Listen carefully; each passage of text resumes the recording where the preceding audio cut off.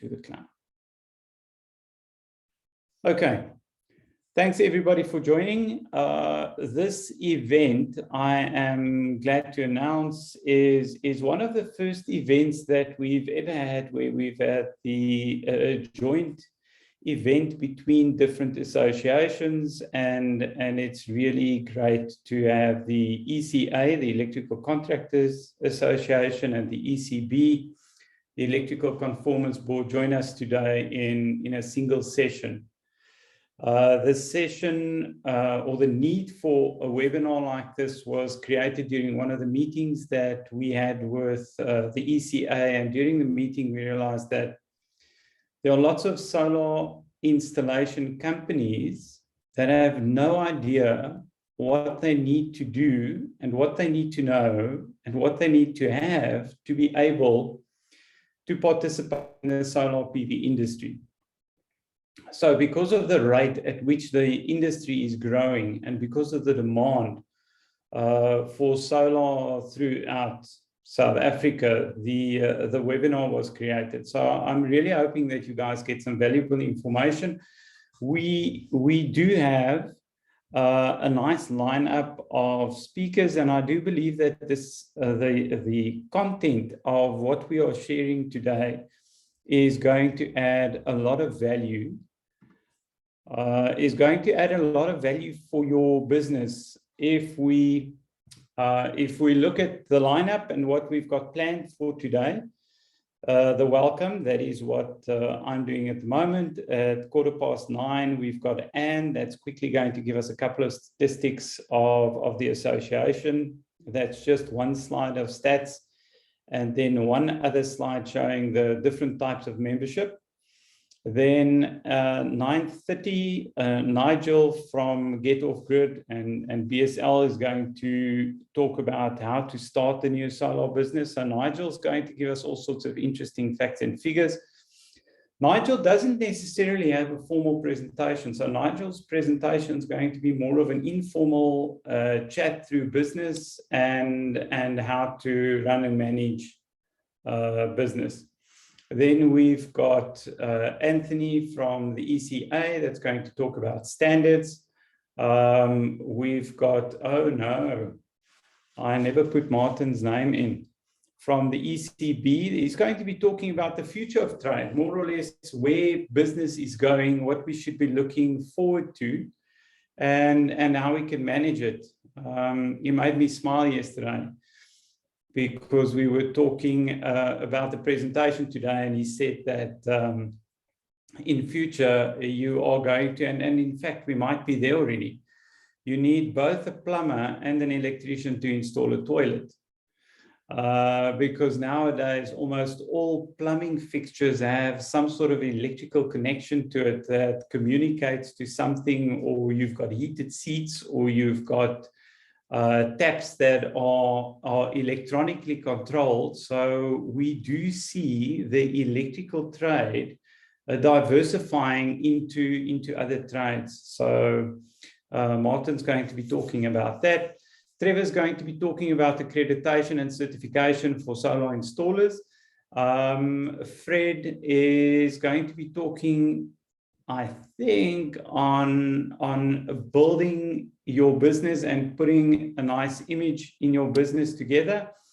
Vessel is going to be looking at the full value chain. In other words, clients, distributors, installers, how those guys relate to one another, and how you can make your business work better.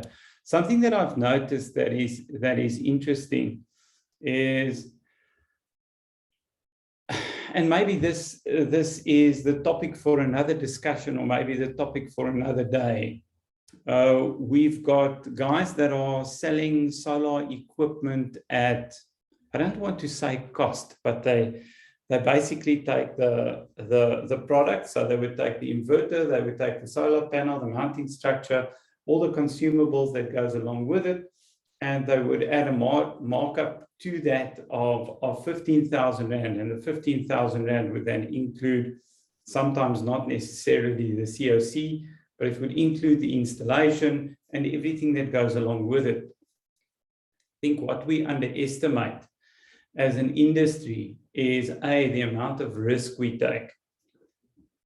So is it viable if we install a system to take the cost of the system and add 15,000 Rand to the system, and then we think that what we are providing that customer is a good deal? Yes, they're getting a very good deal. But what are we doing as business owners for 15,000 Rand? It means that you need to be able to pay for the fuel to the site. You need to be able to pay for the fuel and the resources to go and fetch the material. So it's a delivery vehicle, a driver, it's the fuel. Get it to the site. Carry the risk from the distributor to the site on the material. Guys that charge 15 grand for the entire project more than likely doesn't have insurance to cover the cargo or to cover the cargo in transit. It's possible that they don't have a third-party insurance or contractors or risk insurance or any kind of insurance that covers them from a professional indemnity point of view. Or if something happens on site, how are you covered there? So we've got the 15 grand that secures our products to the site.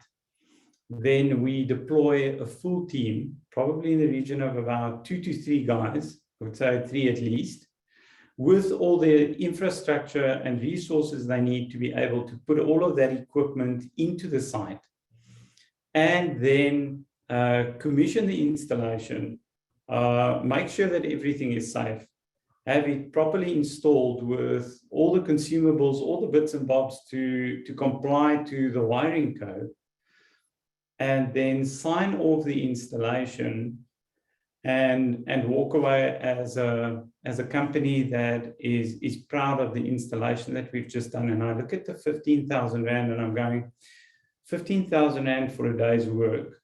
If I'm a one-man business and I've got one vehicle and that's all that I have to do, 15 grand looks or sounds like it's sufficient. But all we're really doing is we are not really making money. We are just paying for the expenses for this day. So once we've covered our expenses for the day and we've done the installation, we need to do another project tomorrow. And yeah, sure.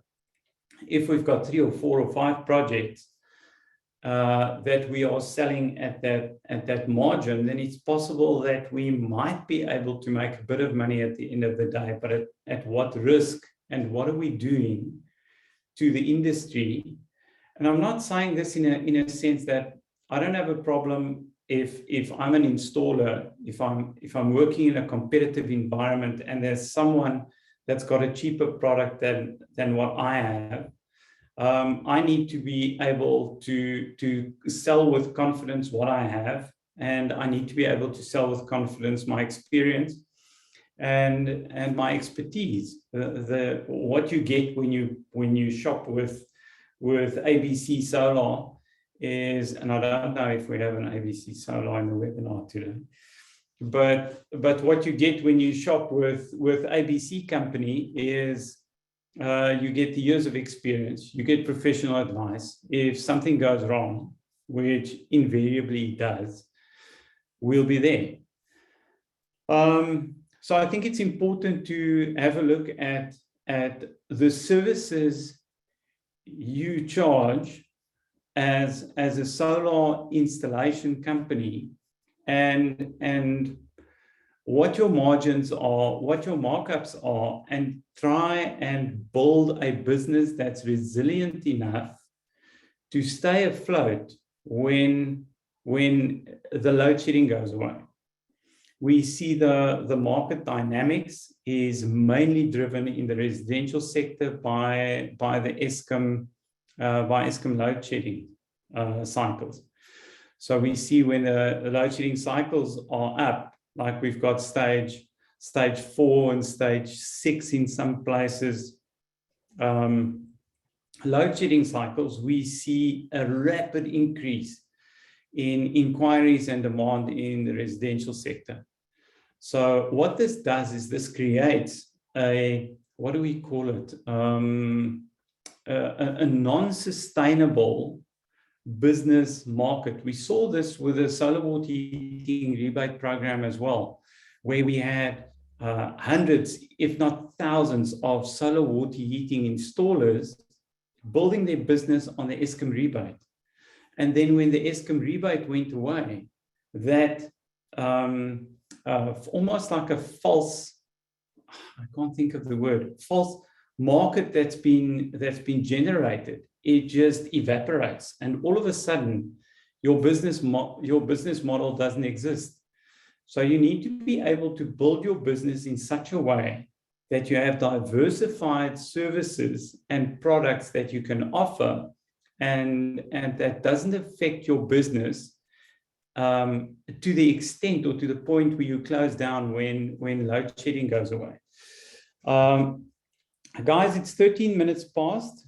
I am supposed to hand over to Anne. Anne is quickly going to talk about a couple of statistics.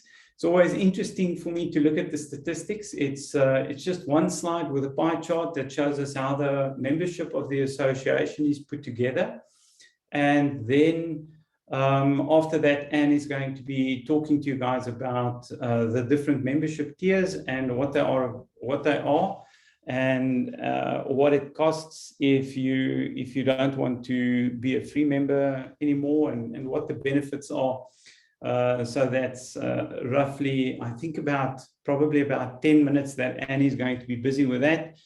If there is another couple of minutes available, I would be able to quickly jump back into interns, and there's an intern program available at the moment, just a couple of interns in the Western Cape. I've literally got 1 minute left, so I'm quickly going to talk to you about this. So what you can do, if you've got a customer where you've done an audit or a load profile analysis, you get an intern from IPA, and they pay the intern's salary for the month. You take this intern, you put him at your customer's premises, and you have the intern do an energy efficiency audit on the customer's premises. The only thing you'll be responsible for is making sure that the guy rocks up at work every day, and that he carries on with the paperwork. But IPA will provide all the paperwork. They will provide all the resources for what this guy needs from an admin point of view. You might have to, in some cases, provide a tester or something to that effect. But you'd essentially be able to assist your customer in having an energy audit done at his premises that doesn't cost him anything, and it doesn't really cost you anything apart from a bit of effort and maybe 1,000 Rand or 1,500 Rand if you want to add something to what they are paying this student or this intern for getting to work every day. So it's a great way to build a relationship with your customer. It's a great way to deliver a service and make a service available at no charge, because you don't have to charge the customer for it. You can do it in the interest of creating jobs and building a relationship with the customer.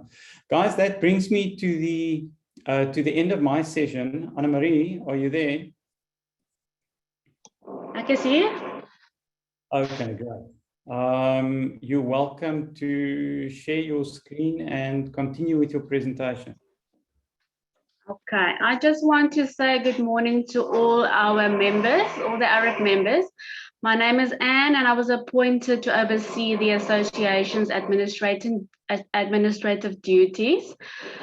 Our goal at the association is to build relationships with our members, and we strive to do so by regular interaction and offering assistance where needed. I am basically in charge of everything to do with our members, as well as our P4 accreditation platform. So if you have any questions with regards to our membership or our accreditation platform, you're welcome to contact me. I'm going to share my first slide now where you will be able to see my contact details. So it will be there for you should you need to get hold of me. I am now going to share my first slide with you, which is, let me just quickly get that going.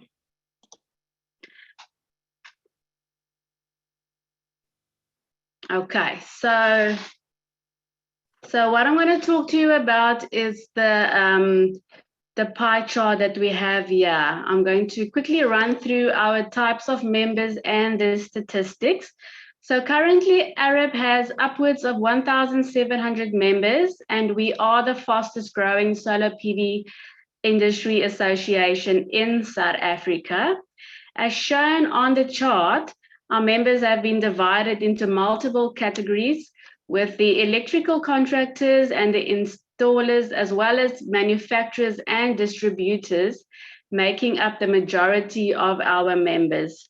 So you'll be able to see that our electrical contractors and installers take up 46% of our members, and manufacturing, suppliers, distributors, and OEMs is 26%. And interestingly enough, a big percentage of our members come from different backgrounds, such as telecommunication companies, property management firms, as well as recruitment agencies, which shows a keen interest in the solar sector. So our members are growing at a steady pace, and we aim to reach at least 2,000 members in the coming months. All right, so I will be moving on to the next slide, which will be our member category and benefit slide. So up until a year ago, almost all our membership categories were free of charge, and we are happy to report that AREP is currently financially sustainable, with most categories moving into a paid-for membership tier. So here you can see the different membership categories and their benefits. I will briefly run through each of them. So the level C, level 1, and level 2 membership forms part of our solar PV accreditation platform and was designed to test knowledge and competency on a spectrum of levels. So when you've written a test with us, a level C, 1 or 2, you automatically become a paid member, and you are able to benefit from some of the benefits that we do offer for these individuals. You will see on the slideshow that you can participate in the steering committee. You are also eligible to serve as a chairman on a subcommittee. Then when we move on, our paid membership include the company, corporate, and founding memberships, and each comes with its own set of benefits. So company membership is 2,500 per annum. It is typically for installation companies and electrical contractors. Our corporate membership is 6,000 per annum, and this is more for your organizations with a keen interest in renewables, such as suppliers, distributors, financial institutions, your insurers, and your manufacturers. Then lastly, we have our founding membership, which is our highest membership tier. And this membership costs 10,000 Rand per annum and comes with a number of benefits, including access to our membership database and the membership accreditation status. So for paid membership, we also give our companies the opportunity to participate in events such as this webinar, which leads to increased visibility and brand awareness. If you choose to sign up for company, corporate, or founding membership, you will automatically have your company logo with your link on the AREP, on the association's website homepage, which is there for everybody to see, and can lead to more business for you and people just contacting you as you are a paid member of the association.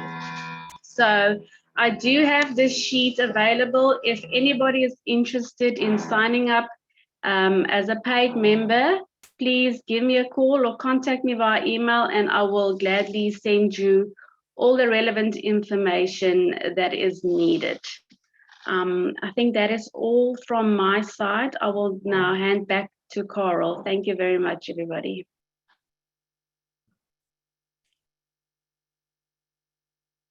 Thank you very much. Thanks, Anne. Sounded like you've got someone drilling holes in the neighbor's unit. Yes, I'm very sorry about that. It seems to happen every time that I am on a webinar. There will be a noise. I don't know why that happens, but it does. Okay. Let's just quickly look. Nigel, are you available? We're a couple of minutes ahead of schedule. If you're available, then you can continue with your presentation.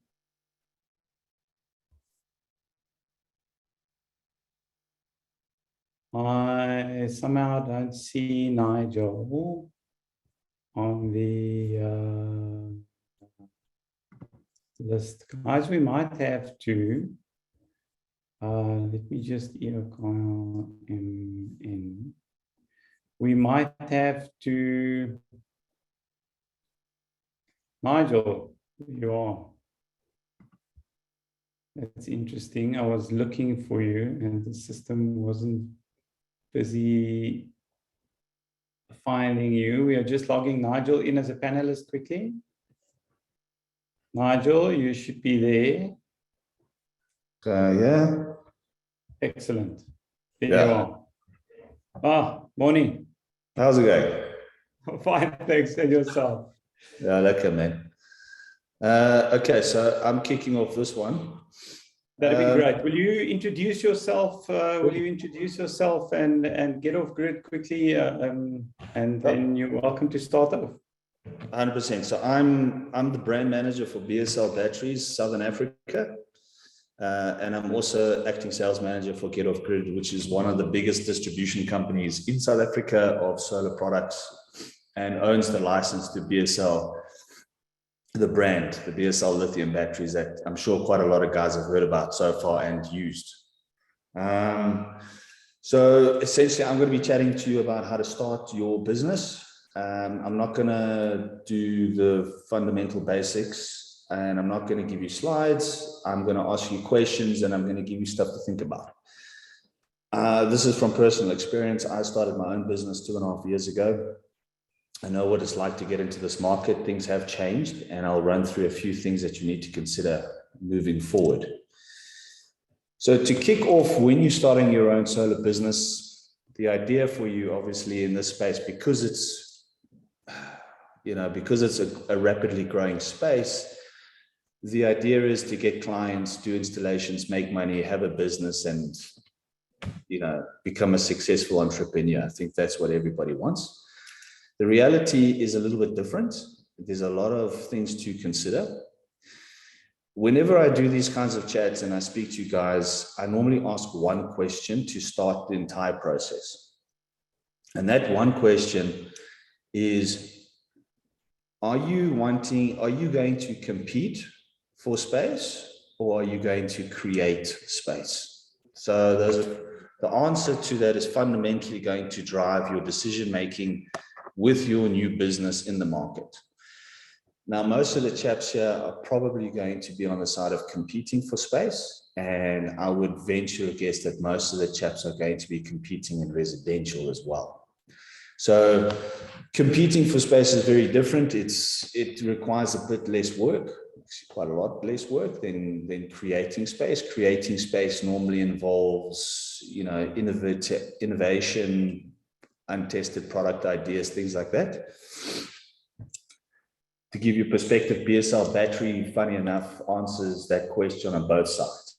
So we first competed for space 2.5 years ago. We brought out the BSLB lithium battery range, and that was competing in the lithium market. But then we started to create space by offering one of our flagship batteries, which is the 6.4, where there is no competition against that at the moment. So we have actually created and solidified our own market space for that particular size of battery.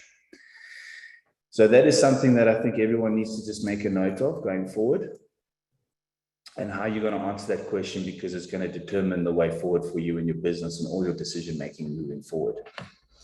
My background is distribution, branding, and digital marketing. And those are things that I'll touch on. The breadth of this topic is far too broad to fit into the space of time. So we'll be going through it. And I do ask you guys to make the notes. And I don't know if guys can ask questions on this, but you know, if you can, go for it. Nigel, sorry. In order for the guys to answer any kind of questions, so all the mics are muted. But I think what I'm doing is, while you are chatting, I am going to make a couple of notes on the whiteboard, which I think is interesting and which we can chat about as soon as you've run through it. Sure, no problem. Okay, so you've got, okay, there we go. So let's first get into the basics. Basic is, what market are you playing in?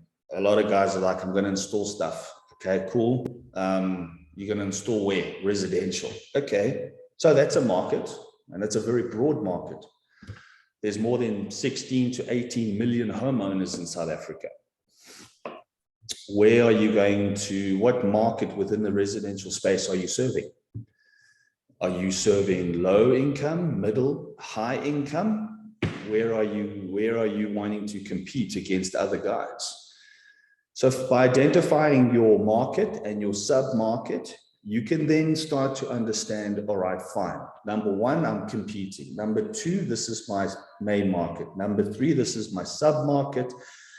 What does my sub-market, otherwise known as a niche market, require from me to compete with the other chaps in that space?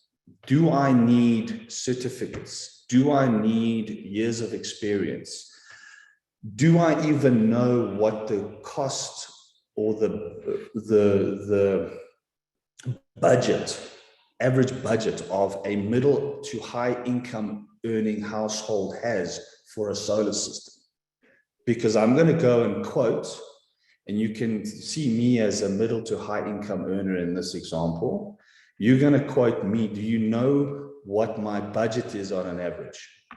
Because I'm going to tell you a budget doesn't mean it's the truth. We know that consumers tell all sorts of things that are not correct. You know, they keep their cards close to their chest. But what is my budget? We need to do that research. When I started out, I did a lot of research. I spent 6 months before I made my first sale. I made friends with other installers. I made friends with distributors. I made friends with product managers. And I set about trying to understand where my perfect fit would be. Not everyone has that time. This is simply my experience and what I did. But it doesn't hurt to go and make friends in those spaces. There's plenty of WhatsApp groups with installers on. There's Facebook pages. There's communities you can join. And you can start asking the guys, you know, and find out, okay, so you do these kinds of residential size installations. What is the average budget the customer has for you? What are the average spenders like? And then from there, you can understand what is your potential profit or your margin on these deals. And if it's too small, you can say, okay, now I know that this particular segment doesn't work for me. I need to move on to another one. If it is in line with your current overhead, maybe you have 1 bucky and 4 dudes, fine. And that works for you. And you can do, say, 5 of those a month, and then you're covered. You need to do the research before you hope to go and compete against other guys that have been around for 5, even 10 years. You know, the research is critical. It will save you a lot in terms of time and headache and frustration.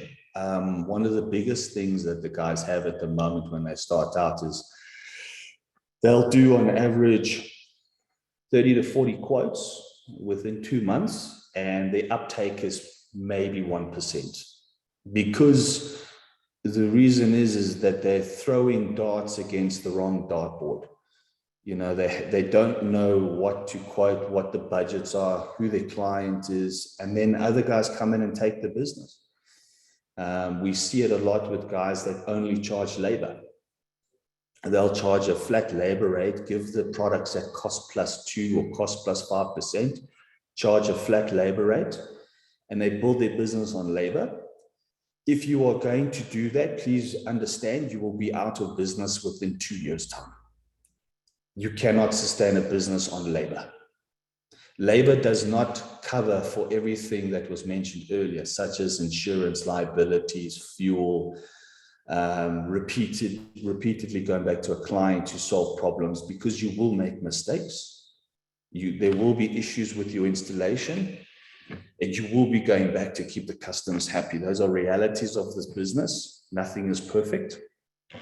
The stuff that I found to be is you normally have about a really good installation company has about a 70% record of install once and finish. The 30% is going back, and that could be for any reason. They could be product related. That could be consumers not telling you the truth about their load usage. It could be anything.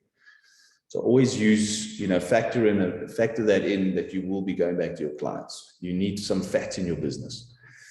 Okay, so figure out your market. Okay, that's pretty critical. Also understand that, and here's a key point: least cost of ownership is what the market is moving towards now. LCO. Whether you do residential, whether you do CNI, which is commercial and industrial, least cost of ownership is a big point in this business. You need to offer. It doesn't have to be the most expensive, and it doesn't have to be the cheapest, but you need to offer a solution that is somewhere in the middle, that allows the customer to understand that the cost of their equipment and the ROI on their equipment over a set period of time. Customers are hungry for information. Most chaps are not giving them their ROIs. It's not hard to calculate. Mr. Customer, you'll make all this back in 5 years' time.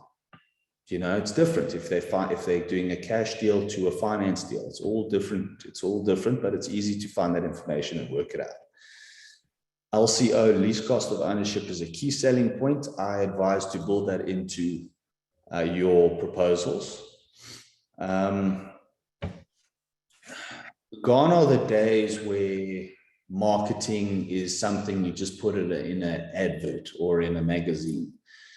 Marketing has changed so much, so rapidly, that most chaps don't even know how to start marketing. And I'm not talking about building a Facebook page.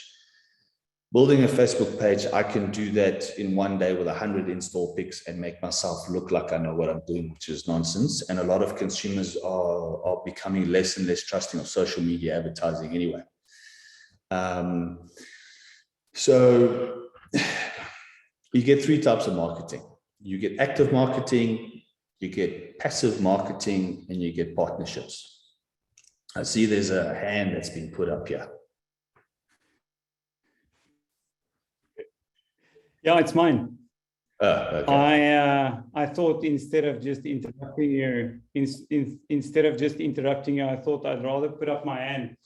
You've raised a couple of points, and what I'd like to do is instead of you mentioning more items, I've got a whiteboard full of items, and I think what I'd like to do is just touch on the items that you've already covered.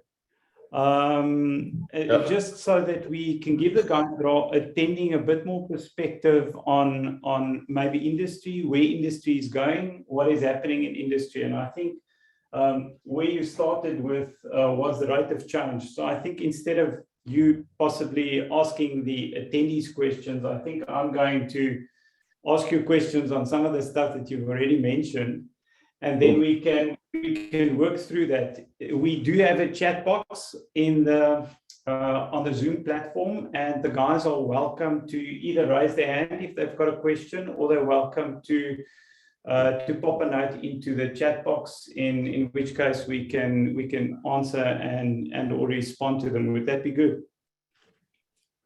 Cool with me. There's a lot of stuff. So yeah, it's a very broad topic. So It's an extremely broad topic. Rate of change, I'd like to comment and agree there. I don't think I've ever been involved in an industry where things are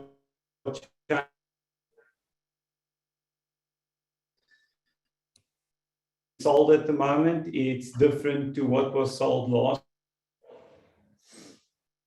Not just but what customers want and the questions that they're asking. So the rate of change is insane, and the guys would have to make sure that their business is nimble enough to be able to change direction on a dime. To compete or create space was an interesting concept or an interesting point.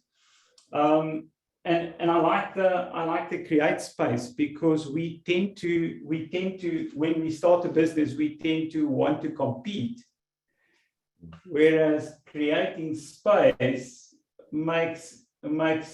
forces you to be more creative, and it actually forces you to understand or know your market. So how do I, if I start a new business, how do I get to know the market if what I want to do is create space? is that a question for me? That's the question, yeah. So competing is easy, because I create an Instagram page, I create a Facebook page, I start marketing, and I compete. How do I create space? What do I need to know in order to create space?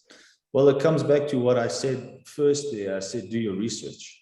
So when you do your research properly and you see what your niche market average spend is, what their average products that they purchase and their brands, which I was going to get to a bit later, you'll start to understand that is the blueprint for where you want to get into.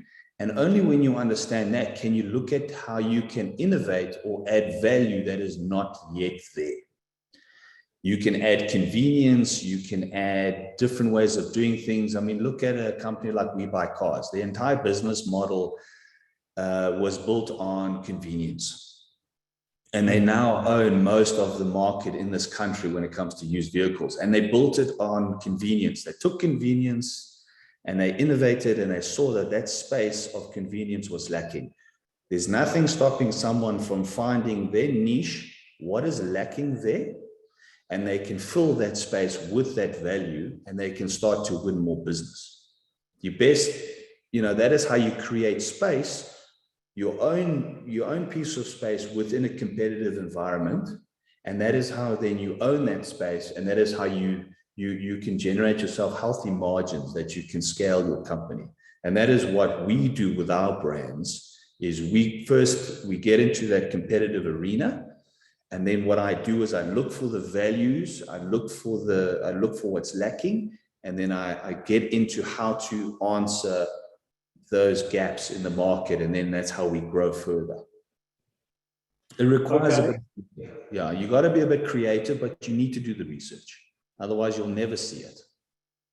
The only way that you can really create space is if you understand the market to the extent where you can identify the needs in the market and develop a product or service that specifically services that data. Okay, I want to move over to residential quickly. You mentioned that we've got a low, mid, and high income. How do you see these different areas or these different markets? How do you see them varying? Is it purely product related, or is it service related? Where do you see the opportunities? So low income is mainly product based and costing. Low income households don't have access to solar finance or any kind of real finance to outfit their environment. They normally have a very small home or an apartment. So when it comes to actual installation business, low income households are more product driven and price driven. And that would basically mean selling them an all-in-one solution, a battery and an inverter, for example, all in one, that they can just like a 24-volt system or 12-volt system that they can just connect Wi-Fi TV to, for example. Very basic entry-level stuff. Those are low-hanging fruit pieces of the pie that you can use to turn over cash flow relatively quickly. It all depends how you look at that. So a lot of guys play in the low space because it's a very quick throughput of business and deals, but it does require quite a lot of work when things go wrong. Middle income is the biggest sector at the moment in South Africa. A lot of this is driven by homeowner finance. And that is something I was going to get to a little bit later, is how to get in line with homeowner finance so you get more deals there. And then high income would be your hardest to get into. These chaps are normally advised, they do a lot of their own research, and they have a very high expectation of what they want. This is where your highest margins are available. And this is normally middle to high income is where brands become extremely important. Product brands become your key to doing deals here, because these guys do a lot of their own research. I often find, especially with the high income markets, these guys usually have electrical engineers who do their design.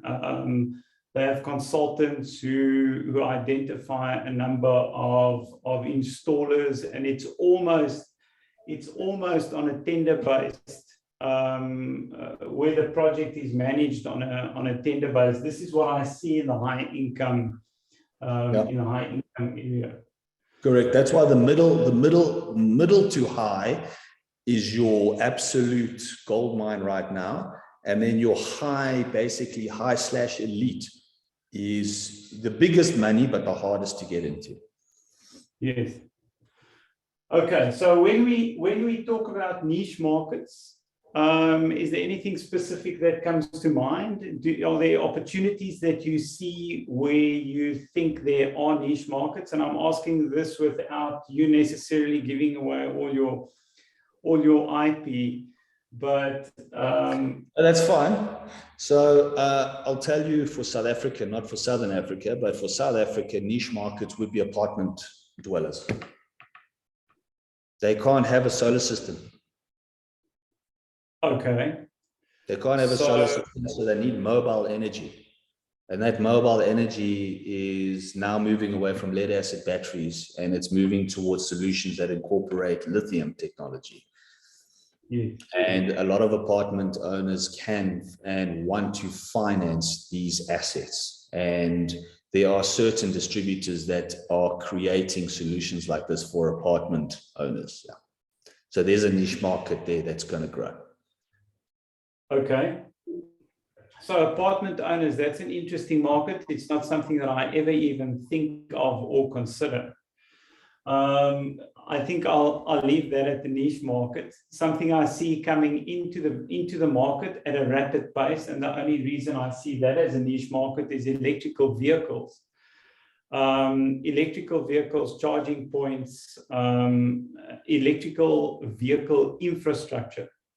I see that as a niche market as well, which is a little, yes. Pay-as-you-go electricity, solar. Sorry, say again? Pay as you go. As you go.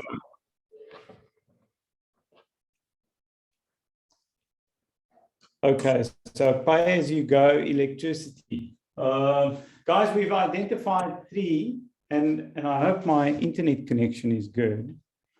We've identified 3 niche markets: 1, apartment buildings, electrical vehicle charging infrastructure, and then you mentioned just now pay-as-you-go electricity. We see a lot of pay-as-you-go electricity models in places like Nigeria, Uganda, and Kenya. So to the north of Africa, I know there are a lot of pay-as-you-go payment models where you basically buy a box with a solar panel, and the box will only give you power once you've paid for it. I can see how that goes wrong in South Africa very quickly. with a crowbar.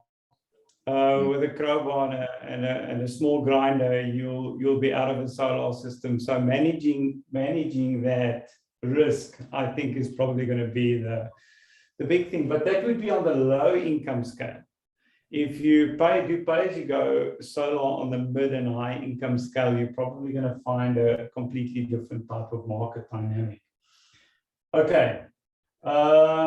What does it cost to operate? You mentioned this, which is interesting, and it kind of alludes to what I started the presentation with, where I said that guys charge 15 grand to do the entire deal, so they don't necessarily have a markup that is different from.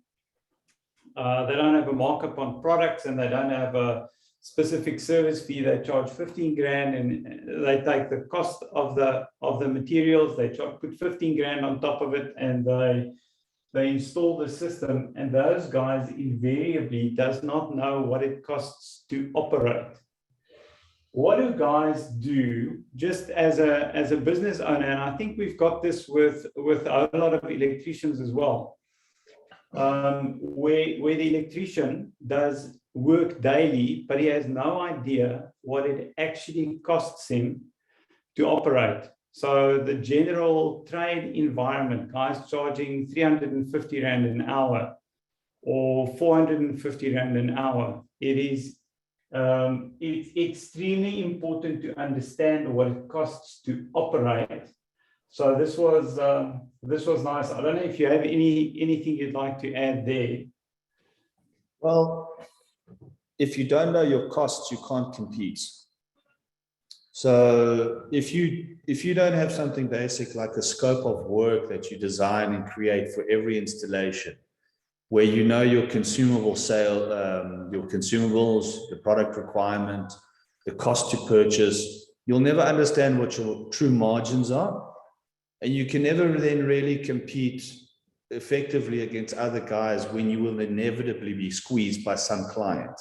And you can't say no to every client that squeezes you, because that's just the nature of the industry and it's the nature of business. But you will be able to say, okay, I can be squeezed to this point. It keeps my margins at this point, and I can pay all my guys and I can still run a profit for the month.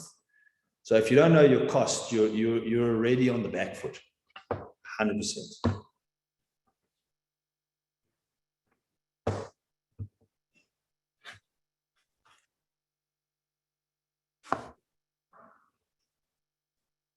Sonic.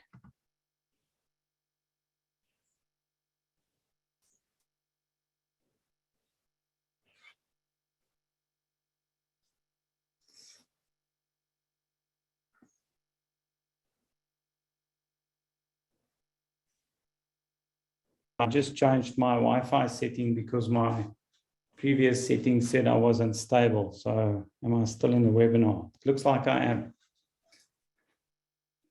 Nigel, are you still there? Yeah, I'm here. Okay, cool. I wasn't sure whether my microphone was still on and my connection was still intact. Low project one to quote ratio. I've heard of a number of guys that get almost 80% of the deals that they quote on. And then I've heard of guys that have, as you said over there, a very low project to quote ratio. What are how do you up that? So if you've got a low ratio, how do you increase that? Do you have any advice? Comes back to the research and how to create space and compete properly.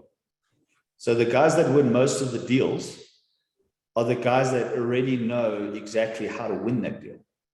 Yes. They already know what, from experience and from learning, what these systems normally are worth to the client, what the budgets are normally in place. They're certified. They've got references and recommendations on hand. You know, they're geared to compete correctly, which comes back to the research and getting yourself geared right and understanding your market. They understand their market so well that they know that if they're the fourth quote out of 4 quotes, they stand at least a 50% chance of winning the deal. Yeah. So something that's interesting is I think we underestimate the amount of research that consumers do when they buy products. I mean, nowadays you can go onto Google and you can search anybody or anything. And if I have 4 guys quoting me, and 3 of them have I install solar@gmail.com addresses, I'm invariably going to go for the guy that has the personalized email address and that has an approach that is more professional. And I'm not saying having a Gmail address is bad, but surely the way you present your company has a huge impact on. For example, if you came to me and I had 4 quotes and you had a Gmail address and you didn't have a website, there's no ways you're coming to my house. It's not going to happen. Even if you're 10 grand cheaper, immediately psychologically, I'm assuming that this is going to be a hit and run situation. And if I need help, which I know I will need, I'm not going to be able to get hold of you or something. South Africans are very trust averse. We've been hurt by a lot of stuff and we don't trust easily anymore. And, if you want to be a professional outfit, look the part, act the part, invest a little bit, goes a long way. Yeah, it's interesting.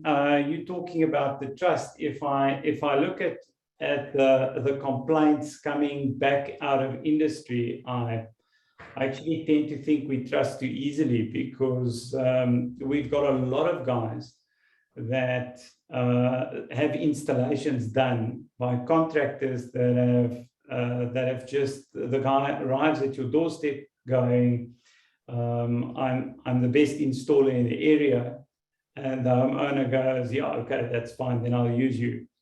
And they don't do any research. So I think a lot of installations, the homeowners don't do any research because they are intimidated with the technology and they're intimidated with the information, and they think that a lithium-ion battery is a lithium-ion battery and an inverter is an inverter. If I pay 15 for one, why would I pay 25,000 for something that looks like it's the same thing? You mentioned something on providing labor only. Why doesn't that work? Well, if you're only providing labor, you're not effectively costing everything that's included in the deal. People only cost for today. They don't cost for a month or 2 down the line when you have to go back to your customer. Having a client isn't a once-off thing. If you want to build a successful business that if it inevitably becomes a long-term success, you need to treat your customers as a 5-year client, because they're going to want to replace or upgrade their systems at some point. And so you need to cost your work correctly so that you're making sufficient margins to not only pay your people, but remember, if you're not making enough margin, in a lot of instances, you have to fork out your own cash flow when you do a job. So normally I see the guys have to supply 40% at their own cost, equipment and labor in the beginning before, so a client will give you a deposit of 40, 50%. And based on 40, 50%, you've got to do the rest yourself. And if you're not costing your work correctly and making sufficient margin, you can't run your cash flow correctly. So you will lose out on the bigger, juicier business because you won't be able to supply 50% up front yourself. You won't be able to work on a 50% deposit until the deal is done, but your competitor can, and he will get that job. You won't. You cannot work only on labor. Yeah, I think so in the residential sector, I agree with what you're saying. I think in the residential sector, providing labor only is a bit of an issue. What I have seen guys doing is having a kind of a blended model where you'd have And Donnie mentioned it in a question. So Donnie said, I think it's important to note that you have to be registered as an electrical contractor with the Department of Labor to do electrical installations. So what solar companies are doing is they are selling, you effectively have one sales guy selling a system, and then they have an agreement with an electrical contractor where the company that sells the system provide the inverter and the solar panels, and then they ask an electrical contractor to do the installation. Anthony is going to expand on that a little bit. Anthony from the ECA, and he's going to give us a bit more information around what you need to do in order to do solar installations by looking at the regulations and the wiring code. Where I do see a lot of guys having successful business models, but for me, the word successful business model, I think, is a bit of a, what do we call it? A bit of a dream, or an ideal. And what I see guys in the commercial sector doing is they are doing installations, and I'm going to say upwards of 70 cents per watt, where you get paid per kilowatt of solar panels installed, and on the very large plants, they do work for in the region of 70 cents. And I think even there, I don't know whether that is really sustainable. I would certainly not want to do installation. And I know we are talking about labor only. I look at the margins and I'm going, you might have a point in that it's not extremely sustainable, because the guys that are ending up making the most money are the guys that are paying the other guys to provide the labor only. Yeah, correct. We are going to be running out of time, so I want to, which one of those four do you want to spend a minute on? Who owns the risk? Lease cost of ownership, solar accounting, or homeowner finance? I think lease cost of ownership is most important. Okay. So lease cost of ownership is always going to be what you're going to have to factor in all the time. Commercial, industrial, residential, people want to pay as little as possible to get the most out. So you need to work out, and this comes back to who your supply chain is, which is extremely important. Supply chain will make or break your business in a matter of months. So you need to determine who you trust as a distributor of products, what their brands are, and the pricing model that you get from them, because you're going to carry that pricing model forward with your margin. And you need to answer quality, you need to answer price, and that comes to least cost of ownership. And the people that, especially financing guys that do take cash, are going to want to pay you as little as possible for the best that they can get. So the least cost of ownership is a major factor when it comes to deciding who gets these deals in the market right now. You know, and a lot of guys don't pay enough attention to that, in my opinion. Yeah, that is excellent. Nigel, thank you very much. I don't know if there are any of the guys that have any questions. I see it is 10 o'clock, so we are supposed to move over to Anthony. Yesterday, when you said you weren't going to have a slide deck, I thought it was going to be interesting. But if I think back on the discussion we've had, I've enjoyed the various aspects of just looking at the market in a whole. And what you've really done is you've given a lot of tips on what guys can do, where the opportunities are, what they need to look out for, and just things that you need to think of when you run your own business. So this has been excellent. Thank you very much. Cool. I'm going to have to hand over to Anthony. It doesn't look like we have any questions. We've had one or two. Recording will be available. I think that's it. I'm kind of sure it's illegal to provide labor only. If you are not a labor broker, you cannot sell a labor only. you then are an employee. Yeah, Tijine, I think you are right, but the labor-only approach would be, so it's not really supposed to be a labor broker. What the guys normally do is they provide labor and small components. So the electrical contractor would arrive on site. He would be expected to fit the solar on the roof. All the material would be there already, apart from things like circuit breakers, boxes, consumables, where you've got your glands, short pieces of wire, terminations, and that kind of thing. So it's not really a pure labor-only approach. There are lots of different models, and I think Nigel was just looking at the amount of money that you actually get out of a solar installation when you do the job.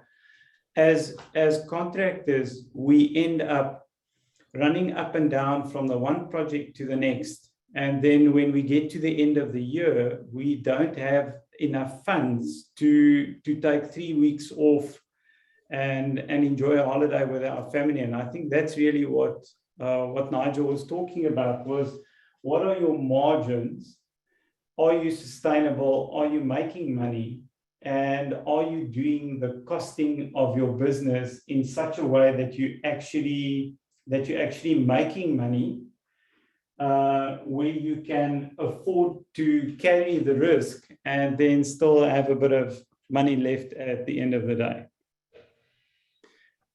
Jeffrey, Andrew says, I'd love to hear more from Nigel, perhaps a separate session. Nigel, you are being contracted as a consultant or therapist, not sure which one it would be. Listen, thank you very much. Jeffrey says, what's the optimum quote to order ratio? Jeffrey, I don't think there really is such a thing. The optimum quote to order ratio is where you get 100% of the quotes. That's the optimum order quote ratio. But realistically, I think if you get 70% of your quotes, you are investing your time wisely and your model's working. If you get 10% of the quotes, then you might have to revisit the type of information you're sharing with your customers, how they perceive your business. So I think it's important to look at your quote order ratio and then determine is what you are doing working. Jean-Paul, we will probably have another session where we talk about homeowner finance. I think that would be the next session. Anthony, are you available? I'm here. Can you hear me? Yes. Nigel, thank you very much. Anthony, would it be possible for you to start your presentation and maybe just introduce yourself as well, please? 100%. Can you all hear me loud and clear? That's the standard order of the day when it comes to Zoom in general. Yes, we can hear you loud and clear. Okay, perfect. I just switched my video on so you can put a face to a name. I always stop my video for presentation purposes so that people with low bandwidth don't sit with stuttering noises, etc., etc. Okay, I'm sharing my screen. Can everybody see it? Yes, thank you. Yes, we've got it. Okay, my name is Anthony. I work for the Electrical Contractors Association of South Africa. I'm the regional director for the Highveld region, which is basically a nice little band that spreads across the lower half of Mpumalanga, lower half of Northwest, and then Gauteng South, as well as the Vaal and everything. We're the largest region in the country. So we are very, very, very busy and very involved with everything. I myself assist with the technical committees and all the technical aspects of this. I myself am a master installation electrician, electric fence installer, and have achieved all of those set qualifications. So I always try and drive people technically. When it comes to legal sides, the ECA does have a platform in which legal answers and everything can be taken forward. So today I'm going to be speaking specifically around legislation and standards. I know it's a little bit of an expansion, but I believe once the image is painted, you'll have a better understanding of who, why, and what. So I'm focusing mainly on the standards and the legislation involved in them. Trevor will be focusing more on the qualification side. I will touch slightly on where the important comes from, but Trevor will be taking it further a little bit later with the qualifications. Okay, I just want to open the chat and everything in case there are any questions. Okay, if there are any questions in the chat, I will deal with them either at the end, or if they're relevant to the portion I'm discussing, then I will deal with them there. Okay. So before I get into the details, we're going to be covering basically who the ECA is and where we come from, what relevant legislation is in place, what relevant standards are in place, what's the future of standard developments. So basically, how are we closing the gaps? I'll be identifying a couple of gaps that we do have, and then some important facts that you need to also adhere to. So if you didn't know, this is where it is. So, and then we'll have a little portion for questions. So the ECA itself was established in 1948. It's over 70 years old. We are an association for electrical contractors. We are a non-profit organization focused on non-profit. We have over 40 full-time staff members, and we serve around 3,500 members in the industry. Those 3,500 members employ roughly 70% of the electrical industry. And we have 7 regional offices and 22 branches nationwide. We assist electrical contractors with DRL registrations. So if contractors don't do anything, they don't have to go to the offices themselves. And we also sell CFCs to all electrical contractors. So we manage the sale of certificates. The services the ECA does provide is we advise and assist with labor queries. We've got a couple of qualified labor lawyers who assist with that. Contractual matters, there's a full committee that deals with the contractual environment. We sit on committees with the legislation as well as advise on the legislation, and as you will see later on today. We also sit on all the SABS and wiring code and practical committees, so we advise accordingly. We get involved with the training environment. There's also benefits of training for members. We have various committees that build all of these infrastructures. We have a workmanship guarantee, and we've got a disciplinary code that our contractors are held towards. Now, there are many facets of the industry that we do deal with, and we do publicize those on a regular basis. It is important to stay informed when it comes to the ECA. ECA has 2 publications, A4 magazines, which comes out 6 times a year, and a Wired e-newsletter that comes out twice a month. The information in there is, even though some of it might be basic information for some might gain from. There's a lot of good technical labor, all sorts dealt with in the articles and in the information. So if you want to subscribe, you can email communicate@ecasa.co.za, or if you want to advertise, you can also do it there. Then you can advertise to 30,000 plus people. Go to the ECA's website and click on the subscribe button if you do. We don't send spam. We always send you is the magazine and the newsletter twice a month. So if you do want to get involved, perhaps you've got a technical article that you want to share, stuff like that, please get a hold of us. Maybe share your side of it. Okay, so we do like to delve into storytelling. So I will start my storytelling a bit with the legislation. Many people don't know, and many people fail to understand that there is a specific hierarchy when it comes to legislation. The electrical industry falls under the jurisdiction of the Department of Employment and Labor. And because PV is part of the electrical industry, it would also fall under their jurisdiction. So they are the custodian. Okay. As the custodian, they have published the Occupational Health and Safety Act. They manage that act. They also manage the Labor Relations Act. They also manage the Basic Conditions of Employment Act. They have various acts that they have published. Specific to various parts of industry, they've also published various forms of regulations.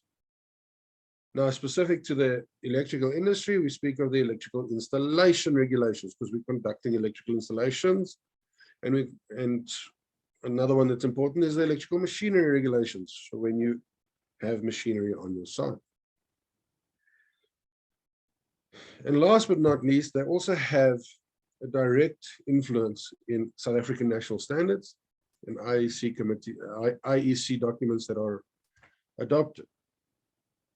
All three of those specific items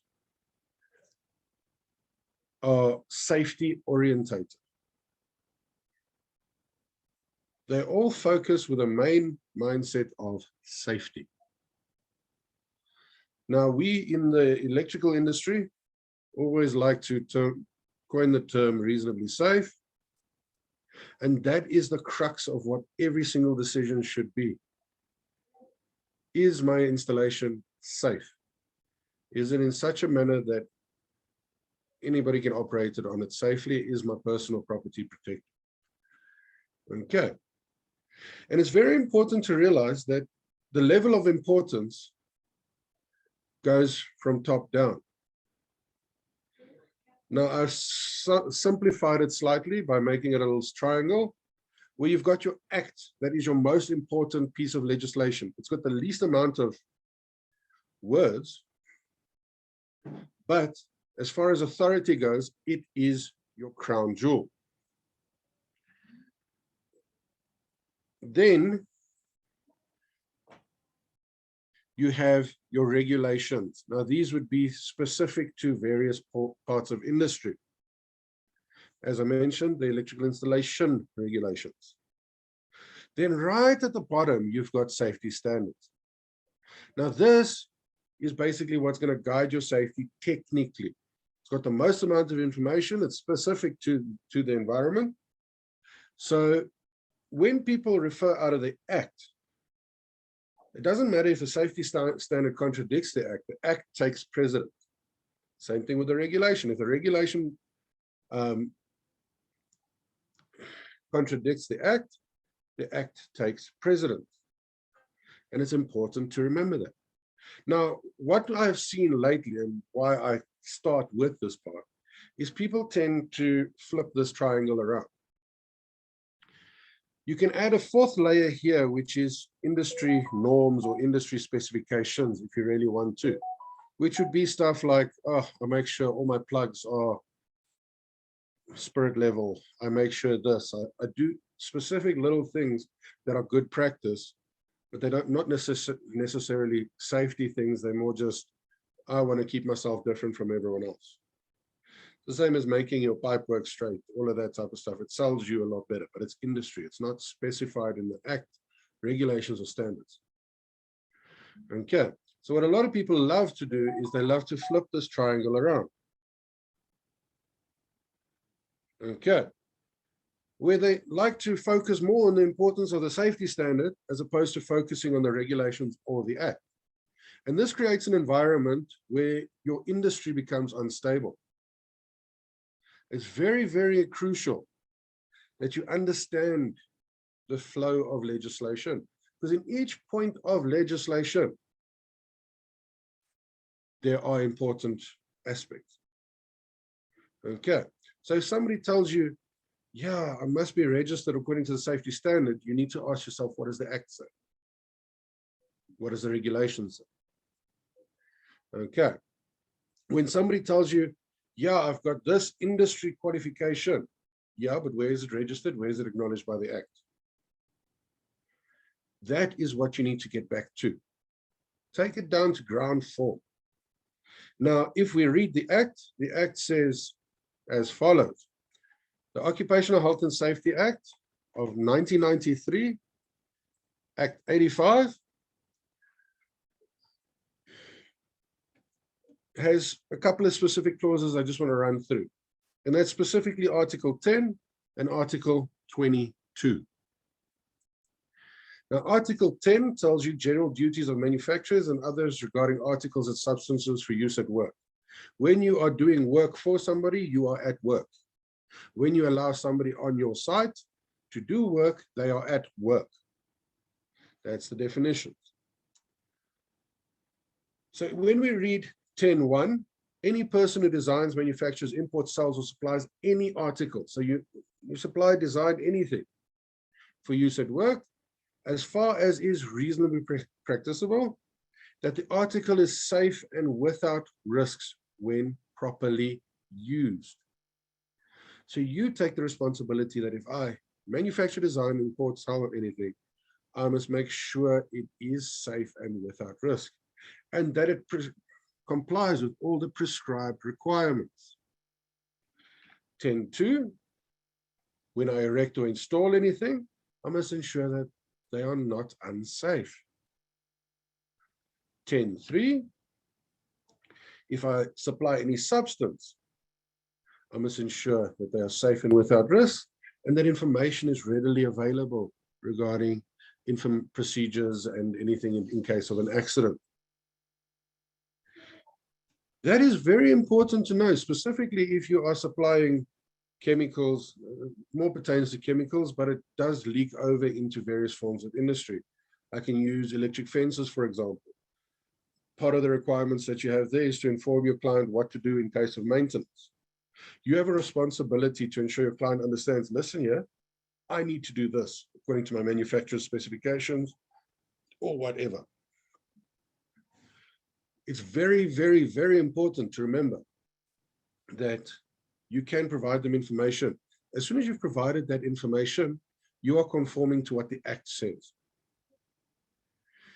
Many people love to say, yeah, that installation is unsafe. But have you reported it? Because if you read the Occupational Health and Safety Act, you should be reporting it. It's the same as if you walk around and there's an open manhole. If that open manhole is there, you would have to report it, because why? It creates a risk for somebody else. Now, this is if you're at work. If you don't report it and people can prove you neglected to report it, you could be seen as negligent, etc.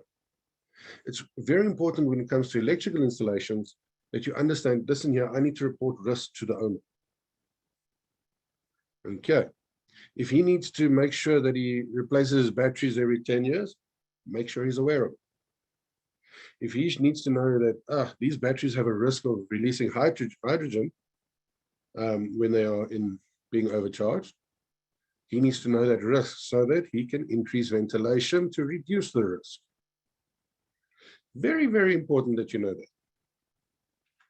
Article 22 in the Act also specifically speaks as follows: subject to the provisions of 10.4, that's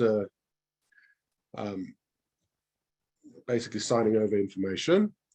If any requirements in respect to any article, substance, plant, machinery, equipment, or the use or application has been prescribed, meaning it doesn't perform, no person shall sell or market in any manner whatsoever the article, substance, plant, machinery, or health and safety equipment, unless it complies with the requirement.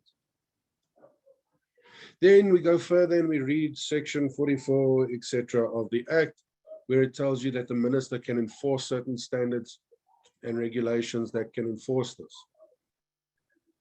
Now, underneath the Occupational Health and Safety Act, there were various regulations brought into play to govern this industry.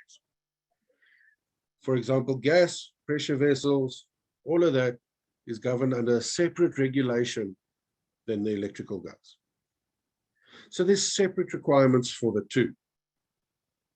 Same thing when we get to council, when we get to that, there's specific requirements that each little facet of the industry underneath the Occupational Health and Safety Act has to conform to. Now, in electrical terms, we always refer back to the electrical installation regulations, because as soon as I'm conducting installation work or I have an electrical installation, the regulation is in effect. Now, the electrical installation regulations has clear requirements and definitions. If you are unsure,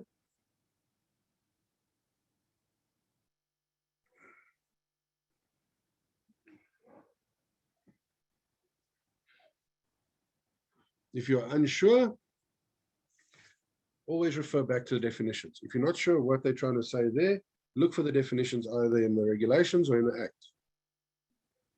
That way you can know, hey, this is what is coming into effect. This is what they're trying to communicate. It also stipulates the responsibilities of the user.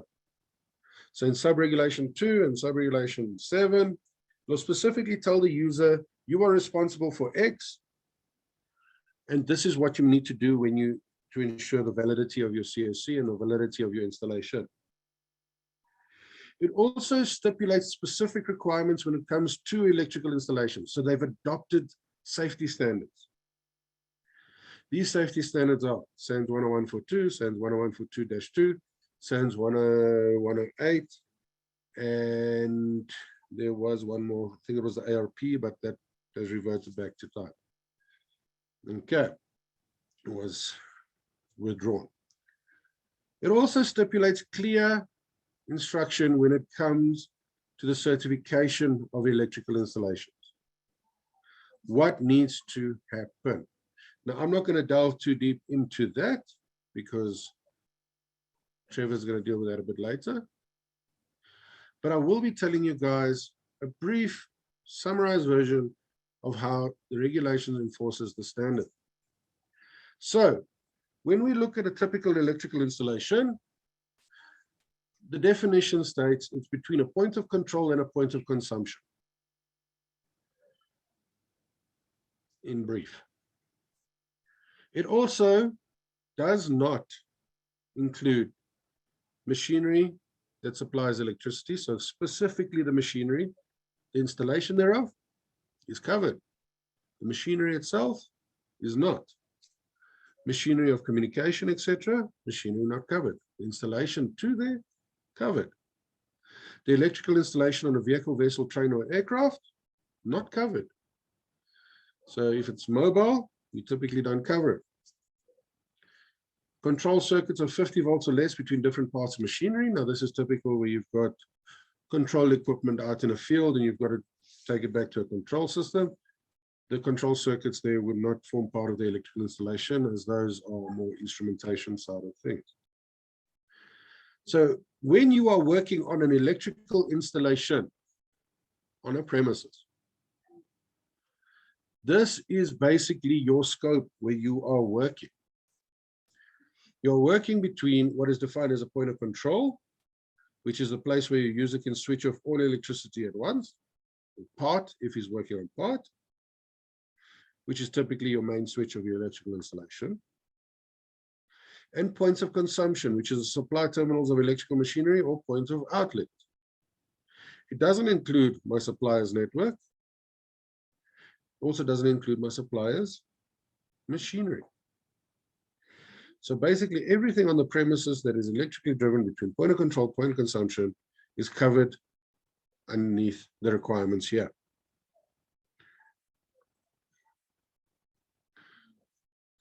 When we look at installation work has a threefold definition. So I'm conducting electrical installation work when A, I'm doing installation, extension, modification, or repair to an electrical installation, the degree to which can always be debated, but there is no degree documented. The connection of machinery at supply terminals, the inspection, testing, and verification of electrical installations for the purpose of issuing a COC. So I'm conducting electrical installation work when I'm conducting these acts on an electrical installation as defined. Okay. So when we look at specific portions of the EIR, when we go read sub-regulation 2, it tells you the user is responsible for the safety, safe use, and maintenance of his electrical installation. Then it goes on and describes everything else. Then when we get to sub-regulation 5.1, it starts speaking about what is applicable. So under 5.1, everywhere it refers to 5.1, it says no person shall permit or require installation other than in accordance with the adopted safety standard under sub-regulation 44 of the Act. That basically means, listen here, whatever this regulation adopted can be enforced. And what this regulation adopted specific to this industry is SANS 101.2. So SANS 101.2 can be enforced. No person may use components unless they are approved. Now this can be via letter of authority through NRCS or via SABS certification. So you can't use illegal components, if I can put it that way. 4, a registered person shall exercise general control over all electrical installation work, and no person shall permit such work without such control. So can I go out and do an installation and phone a guy to do it? No, it's illegal. The registered person has to have general control as defined, and it's a threefold thing. It's guidance on the installation, it's supervision of the installation, and it is instruction with regards to the installation. And you can't allow such work without such control. And that is a statement to the general masses. It goes further to say above 1,000 volts, you need to have your design approved by a competent person. And where 5 or more people are fed from a new supply, a competent person must ensure compliance. Now, these are summarized. You can go read the full ones in the regulations. They're free to download. When we go back to sub-regulation 7, this indicates the user's responsibility. Now, the user has a responsibility to have a valid COC. If an inspector requests it, he has a responsibility to produce it. If he has an installation prior to 94, he wouldn't have one. But if any additional alteration after 94, he would have had to get one. Where there are additions, alterations, the user or lessor must obtain an additional certificate for at least for those additions. And 5, the user shall not allow transfer if a COC is older than 2 years. That's the only time date is mentioned with regards to a COC. A supplier made any reasonable time expect, so they'll contact you for inspection. If faults are detected, they might require a new COC. If there's immediate danger, for example, there's no earth, there's voltages on the neutral, etc., they can disconnect that circuit or installation depending on the severity. Anthony. Yes. Sorry, I've had my hand up, and I was just trying to tell you that you're busy running out of time. How many slides do you have left? There is 6 or 7. So I'm just going to quickly run through them. Okay, we do have a question. It's just Brian that wants to, Brian has a question. Should I leave you to quickly run through your slides? And then we answer that one at the end. That one's specific. That one's easy to answer. Okay. Let me just run through it quickly. Okay. Yeah. Sub-regulation 9 is specific to the registered person. He has a responsibility. Only he can issue a COC. Full compliance for new installations. He has to ensure that they comply to the full documentation. For existing installation, they have to be reasonably safe. For a combination, it would be a combination of the two. So the existing would be reasonably safe. The new would be comply to the current standard. 3, if any fault or defect is detected, he has the right to refuse to issue a COC, and he shall refuse to do it. No, just issue it quickly, we'll fix it later. If it's immediate danger, he has a right to disconnect and report it to the chief inspector. Any person who does electrical installation work shall ensure a valid COC is issued for that work, always included in your costing. No person may amend a COC. So you can't quickly make changes as required. Now, when it comes to safety specification, there are basically 2 that are specific to the PV installation. These are the current requirements, and that is SANS 10142-1. Underneath 712 of SANS 10142, they make reference that you must conform to, in PV installations, to 60364-7-712. Which is an IEC specification that was adopted. Now, SANS 10142 is applicable to any electrical installation from 1000 volts AC to 1000 volts DC is a latter point. And it would cover basically the wiring and everything in between. It's got a whole section that since 2012, around there, PV has been specifically mentioned in the standard. 60364-7-712 covers PV installations. Now it's specific to the PV modules. It doesn't cover batteries. So it's PV's installations connected to a system for distribution, to the public, parallel, alternative supplies. All of that is covered in 60364-7-712. Now, your typical installations look like this.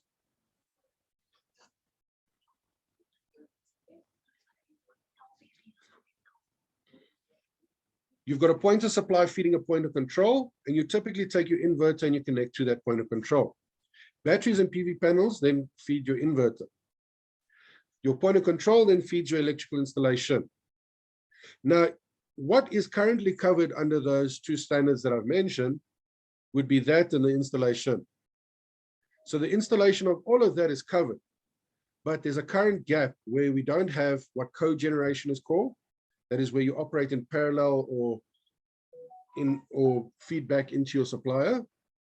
And there's not a lot of standards enforced regarding installation of batteries. Now that brings us to what is the future. At the moment, SANS 10142 was withdrawn. Anybody who's got it and who is using it. SANS 10142 Part 1, Part 2, the additional special requirements for parallel operation, or for feeding back into your grid, or all of that is now withdrawn. So it is going to be re-looked at. Now, specifically, the standard would have covered the 2 gaps. That was its intention, and that was what it was there for. As you can see, it'll cover the batteries, it'll cover the parallel operation. So as soon as this is published, it'll bridge the gap and finalize that everything is now certified. Other documents that may affect your electrical installation. This is just a little bit of information for you. Your SANS 10400 building specifications might affect it with wind loading, with all of that type of stuff. Even your fire side.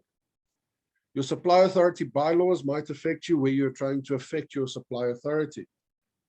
NRS 097, when you're connecting it into your supplier's grid, so you're backfeeding or running parallel, NRS 097 can be enforced by your supplier. SANS 10108, if you're creating a hazardous location, for example, you're creating a battery room and there's potential for hydrogen release, SANS 10.10.8 would come into effect, and you would need an MIE. And then last thing, SANS 10.313 lightning protection, that would run in parallel with 62305. And that would be specific where you have lightning protection. So you do a risk assessment and decide on what level, how far, all of that. Okay. seeing as my time is short, thank you. That's my side done. If you've got any further questions or you want to get involved or you want to find out information about any of this part, you're free to contact me or contact us on our landline. My email address is right there. So before I go any deeper, I just want to answer Brian's question there. He says, as a foreigner, can I register with the Department of Labor to do the installation? Yes, you can. There are specific requirements when it comes to registration, so they would verify qualification and register you accordingly. If you want more information, send it through to me. Anthony, thank you very much. We do have Peter Miller that has also raised his hand. I would like to maybe just save a bit of time. I'm going to activate Peter's microphone. I don't know, Peter, are you there? Is it possible for you to unmute your mic? Yes, just a quick question. Can you hear me? Yes. Just regarding to PV green cards, does that fall under the regulation at all? No, it's not legislated. It is an industry-driven qualification. Well, Okay, it's not a so qualification. just as a note, notice a lot of insurance companies are insisting that they installers have it as part of insurance coverage. That was all down to marketing, but they don't have a legislative backing. So what would happen, there's a couple of industries that do operate like that, is where industry basically says, this is the set standards that we would like to follow. And then eventually they develop a qualification for it. Now, the problem here is that there's already a qualification that is legislated, which is the registered person. And then the green card is basically an additional industry requirement that they're pushing. I don't know for what reason, but if I had to look at it, it can't operate unless you are a registered person, which I believe was the intention originally with the green card, in that only people who are registered contractors can issue green card certificates. That was the original intention.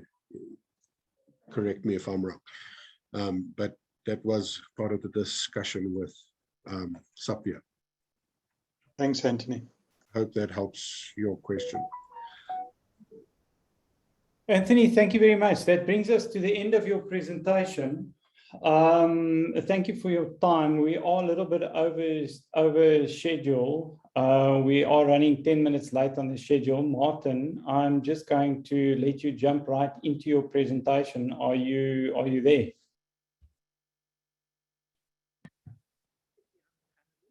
No, I can see your microphone has been unmuted. No, your microphone is muted and there it's unmuted.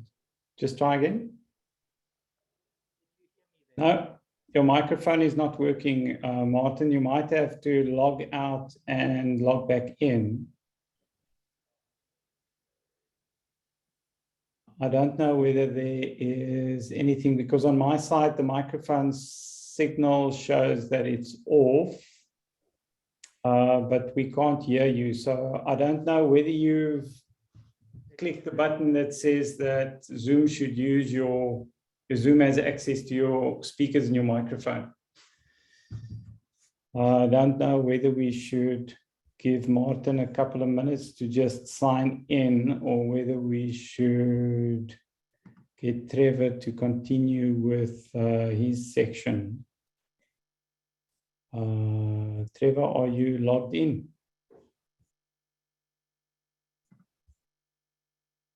Yes, ek is reg. Yes, I'm wondering whether you shouldn't continue. Let's just see whether Martin is not, or there Martin is in. Let's just see if Martin's available. Martin, can you hear me?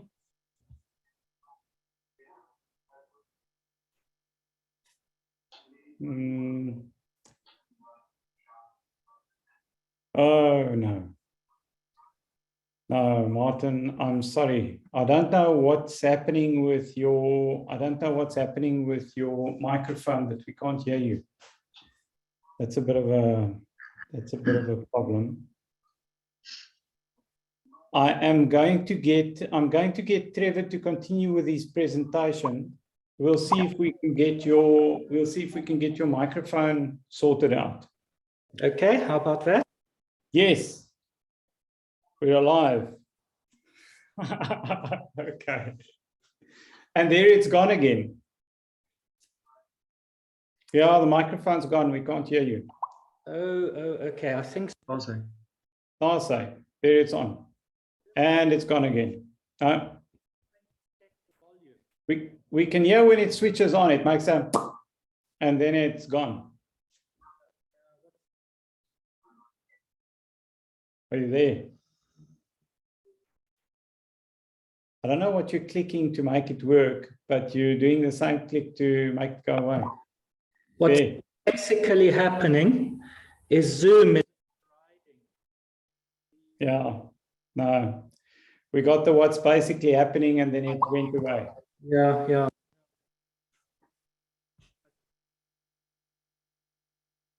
Okay, Martin, we've got an issue there with the mic. Is it on? Yeah, but it keeps resetting for some reason. Yeah, there it goes again.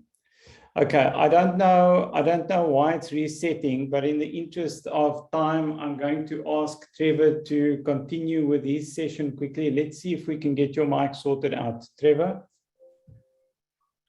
Thank you. Thanks, Carl. Also, just I'll do like Anthony did, showing my face just to put the face to it. Just see if I can share my screen quickly. I'm sure you'll be seeing it now. Yes, that's fine. Thanks. We can see it. Great. Are you seeing the right one though? We can see the presenter slide. So we see your slide and then we see the next slide coming up. Okay, let me just go try and do this again.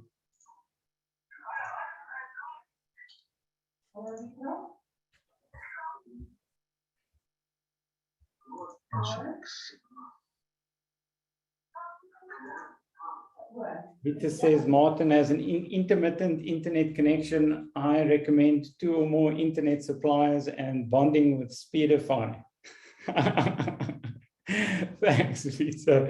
Sounds like you are promoting a product. Are you a Specification installer? Thanks for the advice. Is that better? No, still that's the same. Top, yeah, wag. There's a single slide that you have to, there's a single button that you've got to press to swap the 2 views. Okay, let me try that quickly. Share. Which button? That would be? Display, I think it's in display settings. You click that, or yeah, I think it might be the one in display settings. At the top of your screen, towards the left-hand side, you've got one that says show taskbar, you've got display settings. I think in the display settings, you can swap. Yes, there we go. How's that? Sorted. Okay, great. Thank you. Yeah, and thank you for the previous presenters. That was very nice, great, excellent advice and information. Thank you for that. So yes, I'm Trevor from Tappins Electrical, and I'll just start right away and throw it in. So to me, the number one thing, should anybody get an installation that needs to be done, whether it's PV or battery backup or just a normal electrical installation, the first thing they should ask for is the registration from Department of Labor. Now, there's a couple of things because of all the counterfeits stuff that we have in these last days. You need to check what the company name is, if that is the same company that is actually quoting you. You can also check the date and the stamps. And then very interesting is just to read at the bottom that this registration may be withdrawn in terms of regulation of the electrical installation regulations. So it means it's not there for always. So if a person does show this to you, one way of getting to know that this is still valid is to contact Anthony and them at the ECA, just to make sure that whatever you've got is not old or counterfeited. That's very important to me. And I think this is the thing that on the question previously asked about the green cards and so, I think this is the main thing that the banks and the insurance companies should ask for before installation needs to be done. If we look at the Annexure M, which is only informative in the SANS regulations, we'll see that there is type of installation. So you get a single phase installation, then it's a 2-3 phase installation or DC installation, and then specialized installations, hazardous, medical, explosive, and petroleum. So if we categorize this with PV, then we'll see basically that PV is DC and it will fall under this category here. And if you go down, it will say that only an electrical contractor or any person under control of an installation electrician or master installation electrician may install this type of installation. And then the test report and certificate may also be issued only by an installation electrician or master installation electrician. But this DC, if we look clearly at it, it means basically DC would be PV, because the PV is not really explosive or so. But if we look at the characteristics of the lithium or any other battery, capacitor banks or so, it falls under specialized installations because of its explosive nature that it can happen. And this may only be installed by an electrical contractor or any person under control of master electrician, installation electrician, and only a master installation electrician can sign this off. So in a nutshell, this means that if a single phase tester wants to get involved in an inverter installation, it will only be able to sign off the load side of the inverter, which doesn't make a lot of sense if you want to do the whole installation, because the inverter by itself cannot do much. As soon as you add PV to the system, it means like a grid-tied system, then you need a installation or master installation electrician involved. But the moment, if I read this correctly, then if you add a battery to your system, grid-tied or off-grid or hybrid system, then you need to include a master electrician. Okay, so it's also important to note at the bottom where it says any person who undertakes to perform electrical installation work on behalf of any other person, but excluding an employee of such first mentioned person, is legally required to register as an electrical contractor. So unfortunately in the industry now we get a lot of people that register companies as solar installation companies and not electrical contractors. Those registrations are wrong. Note, no person should commence installation work which requires a new supply, increase or modification of the electrical supply capacity, unless the supplier has been notified thereof in form of Annexure 4, Notice of Commencement of the Electrical Installation Regulation. And that would fall under their bylaws, and you could get a bylaw extra to the regulations. So just to mention, we are currently in this industry, we are basically looking, if we want to compare it to the medical industry, we are basically asking nurses to do open heart surgeries, getting people from the street, train them to design, and then those people that can design just move on and they think they can do the installations. This is very scary to me. Then obviously IE or MIE, the cards would look like that. But to me, I would say if you want to do this I would really consider having a member of the ECA do the installation, because these guys are regulated by the ECA. They are trained by the ECA. And the ECA also has a 20,000 Rand workmanship warranty on their members' works. Then, additional to all this information, I would say that one could get training like the P4 certification or the PV green card. This is additional information for any installer that need to have it, because because of the electrical field that is so vast. I mean, even just in the masters, you get masters that specifically go on to petroleum.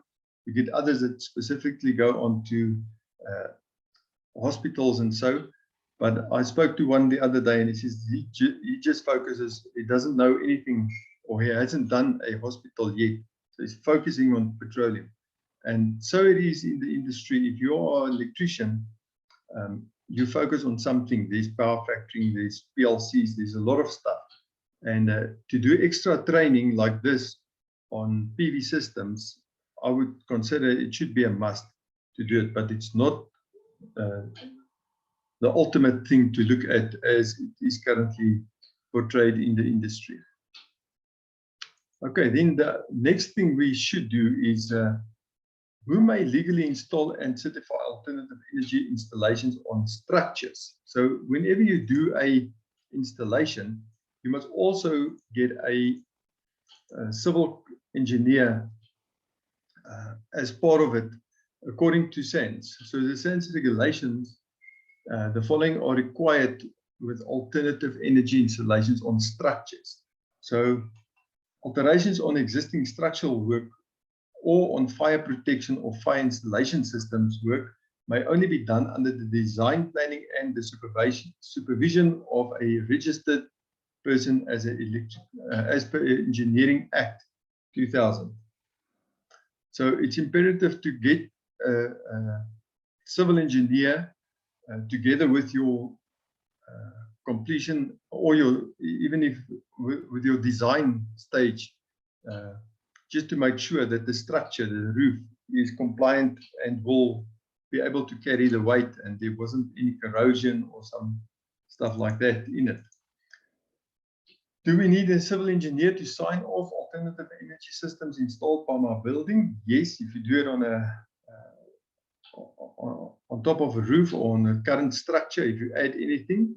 So you'll need a quantity surveyor, basically, to make sure of that part. The EIA for natural science needs to be involved, and this all can be assisted by your structural engineer. The architect needs to be involved with the building envelope, so the outer part of the building, to make sure that all of that complies to all of these acts. Good, then we carry on to that. Where an application is made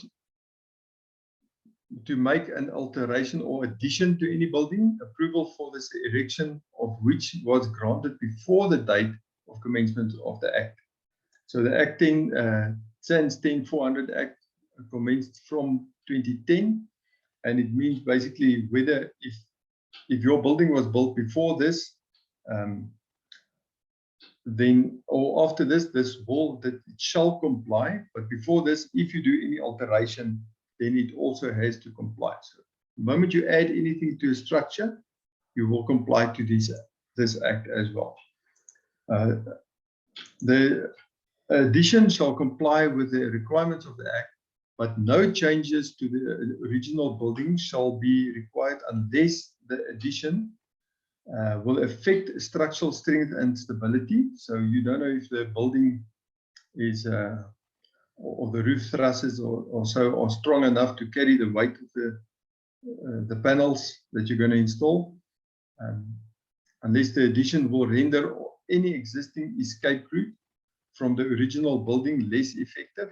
So it's got to do with your fire. If a fire breaks out, are you going to have the time to escape from the roof or from the building? and will affect the health of a person using the original building. So these are all the ones that we need to get information from a civil engineer. If we look at 12A, on completion of the structural fire protection or fire installation system, for which an approved competent person has been appointed in terms of sub-regulation 1 or 2, such competent person shall complete and submit to local authority a fully completed Form 4 COC as contained in SANS 10400A in respect of each system for which such person has accepted the responsibility in the terms of Section 14.2a of the Act 103. So just not only the COC for the electrical stuff needs to be done on a PV system, but also for the civil side of it. I'm just then going to number 13, where any person provides any information or certificate required in the terms of this regulation or which he or she knows to be incomplete or false, such person shall be guilty of an offense. So if you do it and you do not provide this, you are guilty by the Act. What are the implications of non-compliance in building regulations? We'll see here that as the SANS regulations, the following are applicable to non-compliance. No person shall use any building or cause or permit any building to be used for a purpose other than the purpose shown on the approved plans of such building, or for a purpose which causes a change in the class of occupancy as contemplated in these regulations, whether such plans were approved in terms of the Act or in terms of any law enforced at any time before the date of commencement of the Act, unless such building is suitable, having regard to the requirements of these regulations for such first mentioned purpose or for such changed class occupancy. So if you do anything and you change any class, so if you put a battery in which is a J1 classification and it wasn't built for that, you need to change accordingly. Any person who contravenes in a provision of sub-regulation shall be guilty of an offence, and the local authority may serve a notice on such person calling upon him forthwith to cease such contravention. So they can stop your work if they find out what you're busy doing is wrong. Where the erection of any building was completed before the date of commencement of the Act, and such erection was in contravention of the provisions of any law in force before such date, the local authority may take any action it may have been competent to take in terms of such law. Where any building was being erected before the date of commencement of the Act, in contravention of the provisions of any law in force before such date, and the erection of such building is continued or on or rather or after such date in contravention of such provisions of the provisions of the Act, the person who continues to erect such building shall be guilty of an offence. Means you need to stop immediately. Any person who, having obtained approval in terms of the Act of the erection and of any building, deviates to any material degree from any plan, drawing, or particulars approved by the local authority shall except where such deviation has been approved, be guilty of an offence. So you have to work according to the plans. A19, the local authority may, subject to appeal to the review board, decline to accept the appointment of any person who is not an employee of the owner of the building and is not in possession of professional indemnity insurance cover. Due to non-compliance of the above, insurance companies may also not cover for any loss of property during structure failure or fire caused from the alternative energy installations to property. So currently the insurance companies does not have all of this information, and currently I know of some that has been paid out when things burn. but soon they will catch up to all of these regulations and they will then revisit their insurance policies.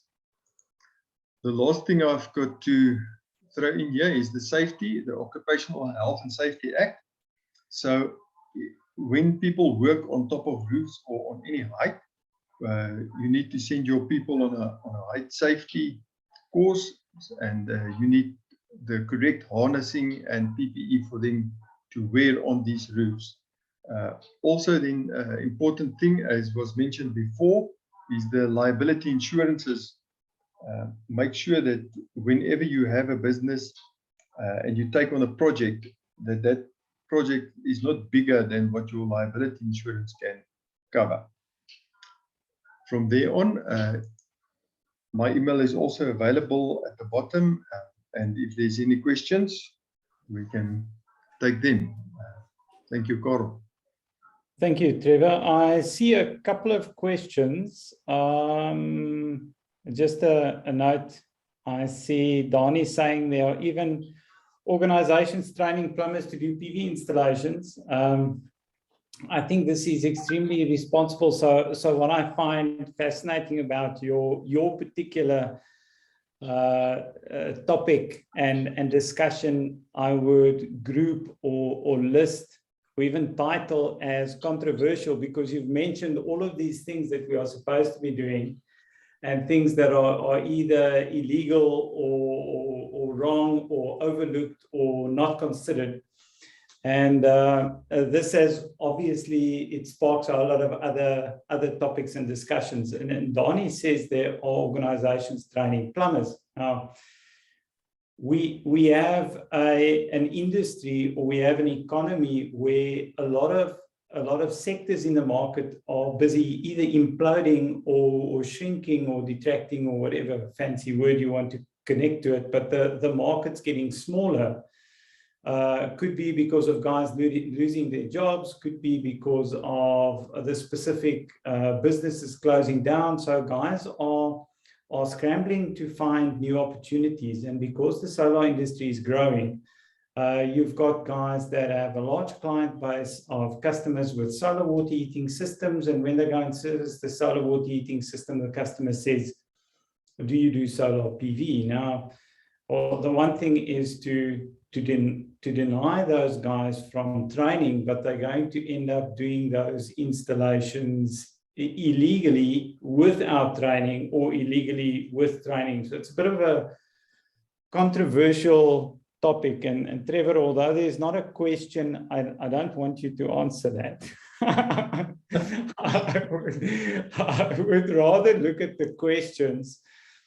The questions that some of the guys are saying. Andrew is saying, hearing this from Trevor, I suspect 99% of residential installations are legal and would have serious insurance implications. And then he says, can a normal homeowner afford a civil engineer and architect when purchasing a PV system? And I think what he's saying is, he alludes to your structural or civil engineer comment in the Act. What's your take on it? So my take on it was, first of all, yeah, this is going to be enormous. It's going to move up the pricing, and I'm not going to have any clients. But then I met a civil engineer that works together with me, and the pricing is definitely not ridiculous. It's more than affordable just to be able to comply with the acts and the regulations. So it's really not that. You can contact me. You know my email address. You've got it from the slides, and I can introduce you. There are some good civil engineers out there that can assist with these type of things, and they are not expensive. We're looking at about on a normal residential standard roof, more or less 3,500 rand if there's nothing. And I mean, the installation or the cost of the installation is way above 150 grand, we could say. So 3,500 rand is not much to pay a civil engineer for all the work they have to do on the site. Trevor, don't you think with so does that mean that every single installation has to be signed off by a civil engineer? Well, as soon as you add to the structure, as we saw in the act just now, the moment you add anything to a structure, you need to get a civil engineer involved. It's like electrician. The moment you add any part of an electrical installation towards a existing installation, you need a new COC or additional COC to that COC. And Yes. it works the same with structures. Okay, that's a good point. Something you also mentioned, and maybe I should just run through these questions quickly before we get to my points that I made. Jean-Paul says, is there a specific weight where the civil engineer must be involved? I think we've just covered, you've just covered that in your previous question. I hope that's been answered. Grant Seaman says, where can I find a copy of the Annex 4, the letter to the supplier? Would you be able to assist him with that, or do we circulate that along with the video material? So the Annex 4 we can share, but to my knowledge, it's part of the, it's in the sense regulations. Okay, we can have a look at that. Willem says, any alteration to existing structure, you need a civil engineer. So the moment you change the structure, irrelevant of the weight. That's in support of what you've said. That's fine. Wayne says, what's happening about the COC specific for the PV installation? So you definitely have to do a COC because it's electrical work, and the regulation says any electrical work done needs a COC. So if there's an existing COC for the installation, you will just do additional and add it to the existing one. If there's not an existing COC, you need to actually do a test on the existing installation and write a new COC out for the complete thing. Remember, the onus is on the user or the lessor of the installation. Oh, that's great, thanks. John Orick says, comes down to point or distributed load over the roof in question. I seriously doubt there's a specific number, it's relative. Yeah, John, I think that's been covered. And then Domingo says, is a civil engineer required when panels are fitted to a carport roof? And again, it's a structure. There's additional weight added to it. Something that I found, if I think back to the solar water heating industry, I was involved with the water heating rebate program, and we actually had very few of the sites where civil engineers were involved with those installations. So it's interesting that the same, and at that time, it was already an issue because with a solar water heating system, you had a lot more weight on the roof. Yes. So it's interesting for me to see that it's still carrying through with a completely different technology. We are still sitting with exactly the same issues. Trevor, then in the Q&A, we've got France saying, only if your qualification has been approved by the Department of Higher Education and you've passed installation rules paper 1 and 2 and done your portfolio of experience. I'm assuming France is responding to Brian's question with whether guys from other countries can register with the Department of Labor. So I think France answered that question for Brian. Evan says, from my understanding, an installation electrician can sign off a grid-tied system with batteries, the volume of explosive vapors. Oh, this brings in the, at what point do we need a master electrician to sign off a battery installation, in your view? Well, if you look at the informative Annex M that I handled on slide 2, it actually says then whenever there's a hazardous or explosive stuff that is being installed, that moment you need a master electrician. And that we found that all classifications on all batteries currently is J1. And the J1, according to the SANS 10400, is explosive material, and it can also release gases that could be harmful to humans. So the moment you add batteries, actually you should need a master electrician on site. Okay, that's interesting. For the benefit of the guys, I just wrote down SANS 10400. I think there are a lot more standards applicable to solar installations than just the electrical wiring code. So I'm going to mark that as answered, and then Ike says heavy current and light current training are treated separately at tertiary institutions. Light current has come a long way to where it is now. When did heavy current start taking over the responsibilities of light current? I'm not sure what that refers to. Ike, I'm not sure. Trevor, do you know what that refers to? Was it something you said? Sorry, can you just repeat that one, or you broke away a bit?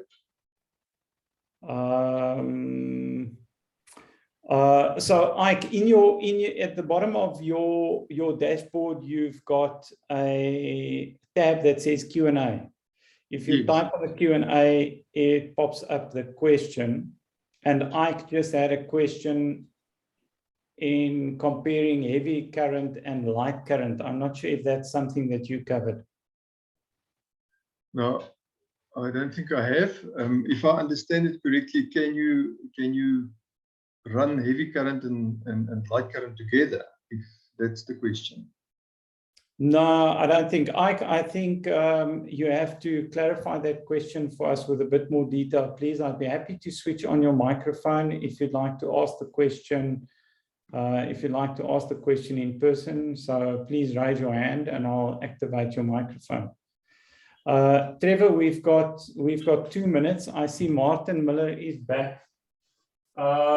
We've got 2 minutes. We are running 15 minutes behind. So I quickly want to just touch on fire protection, because I don't regularly hear guys talking about fire protection when they talk about solar installation. What is an installer supposed to be doing? So on the PV side, it would be that your PV panels need to be clustered. Well, there's a lot to say, but I mean, there is a course on this that the people can attend. But your PV panels need to be clustered on a roof type.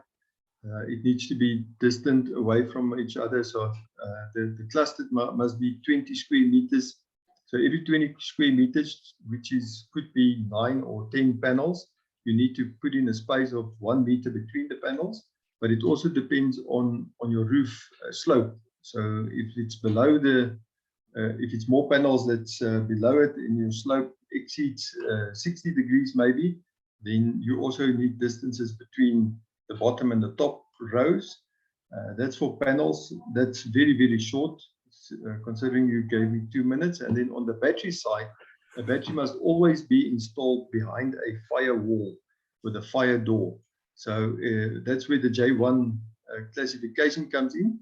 When that thing sets fire, then it needs to give you an hour or 60 minutes to get away, get out of the house before it burns through the fire door.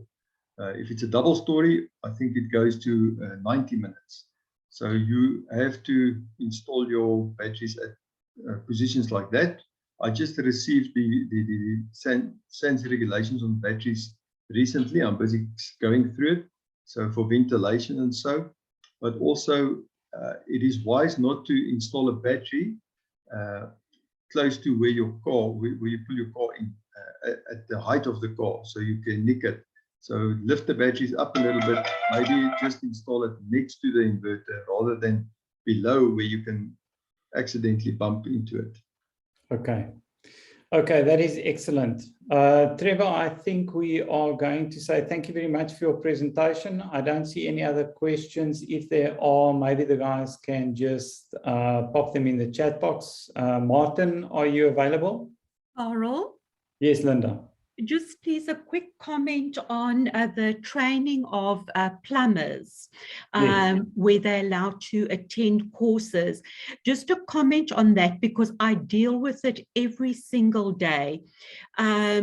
So yes, plumbers can get trained, but what I find very unfortunate in the market is that some courses market themselves to people in stating that you will be a certified installer once you've done our course. So whenever I have people inquiring either through AREP or, and I'm going to say this, PQRS, the first question is, will I be a certified installer?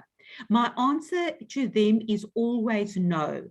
I always explain SANS to them. And I think that is where people must be very cautious with how information is presented to them in a, I'm not going to say an incorrect way, but a roundabout way. My most recent call that I had, I think it was 2 days ago, the person had attended or was considering attending somebody else's course. They were adamant with me that they were allowed to sign off from the inverter upwards. So they were explaining to me on the DC side after doing a course, and they only needed to get an electrician in on the AC side of the installation. Of course, I explained to them that that is incorrect. And in terms of AREP's test as well, our courses, that is what we open with. Who is allowed to install and what the qualifications are. Even AREP's test has that question in place. So I just want you to say that we are cognizant of this and we are dealing with it and we are giving the correct information through, but just be, for everybody to be cautious of other course providers. Yeah, Linda, I think it's true and it's a good point. Thanks for mentioning it. But we do see a lot of guys out in industry thinking that if they've done a 2-day or a 5-day or a how many ever day course, that you can go from being a security guard or servicing vehicles to competing with electricians that have been doing installations for many years. So thanks for the comment. Carl, if I might just add there, that's what I said in the beginning. You know, it's like taking a nurse in the medical field and ask her to do an open heart surgery. Yes. Yeah, I think it's a good example. So we're expecting guys that have been, and with all due respect to the guys that have been servicing cars all their life, but you've got a guy that's dedicated to servicing vehicles, coming out of an industry, coming into a new industry, and they expect that if they do a course that runs over a couple of days, that they can have a complete occupation shift over a number of days and start competing in a field or in an environment that is extremely specialized. And I think what I've seen today is that there are lots of aspects and lots of areas where we are not even looking as far as regulations are concerned. And what this is doing is this is raising our risks with our installations. So it's probably just about being aware of what it is you're installing and just being aware of the risk. Thanks, Linda and Trevor. Martin, are you there? Microphones sorted out. Not sure. Am I there or am I not? You, at the moment, you are still there. So yeah. It seems Zoom tries to control the microphone and fails. So I've disabled Zoom's control of the microphone. So that seems to be working. Cool. Thanks. Would you continue in introducing yourself, and then you're welcome to continue with your presentation. Okay. I think let me maybe talk about the presentation itself, as I just wanted to make it a little bit light, look a little bit towards the future, and perhaps do sort of the same general kind of outlay that Anthony does, but perhaps take a slightly different view, and that's kind of to take the view of what is actually required to kind of enable innovation in the electrical sector, and perhaps to look forward into the future. A little bit of background is I'm at the moment helping the ECB really renew their systems. So a lot of what we're really doing at the moment is looking towards the future. So there's an awful lot of resonance between what Nigel had to say and, of course, the kinds of things that we see as being issues moving forward. Background, originally I'm telecos, and then have moved into Internet of Things. So it really is one of the things that's, of course, happening throughout all industries is everything is becoming smart. Everywhere, the cost of actually processing information, of having knowledge about your systems is really going towards zero. And that knowledge enhances everything that we do and really then opens up new business cases as time goes forward. So I think I'm going to start, and it's going to be an extremely primitive slide, but it can probably, okay, am I properly sharing the screen? Assume so. We can see your entire screen at the moment. Yes, and like I say, it's an incredibly primitive slide, but I kind of am going to use it kind of as a stub. Martin, just before you continue, on the right-hand side of your screen, you've either got the chat box open or you've got the attendees. So that chat box appears as a black square on the visual presentation. Okay, I'm going to see if I can move it. Is that better? Yes, that's cool. Thank you very much. Okay, so the real field or the field of creating space in PV. And I mean, PV fits into a set of trends, perhaps, that all work together. Now, we work quite closely with the WITS Material and Energy Research Group. Now, what they do is they really have a time frame of perhaps 10 or 15 years into the future. So they'll be playing with stuff like nanoparticles. They'll be playing with stuff like there are clever ways in which you can manipulate the photonics to take the PV efficiency from about 30% to perhaps 60 or 90% efficiency. And so all of that gives potential new things that are happening.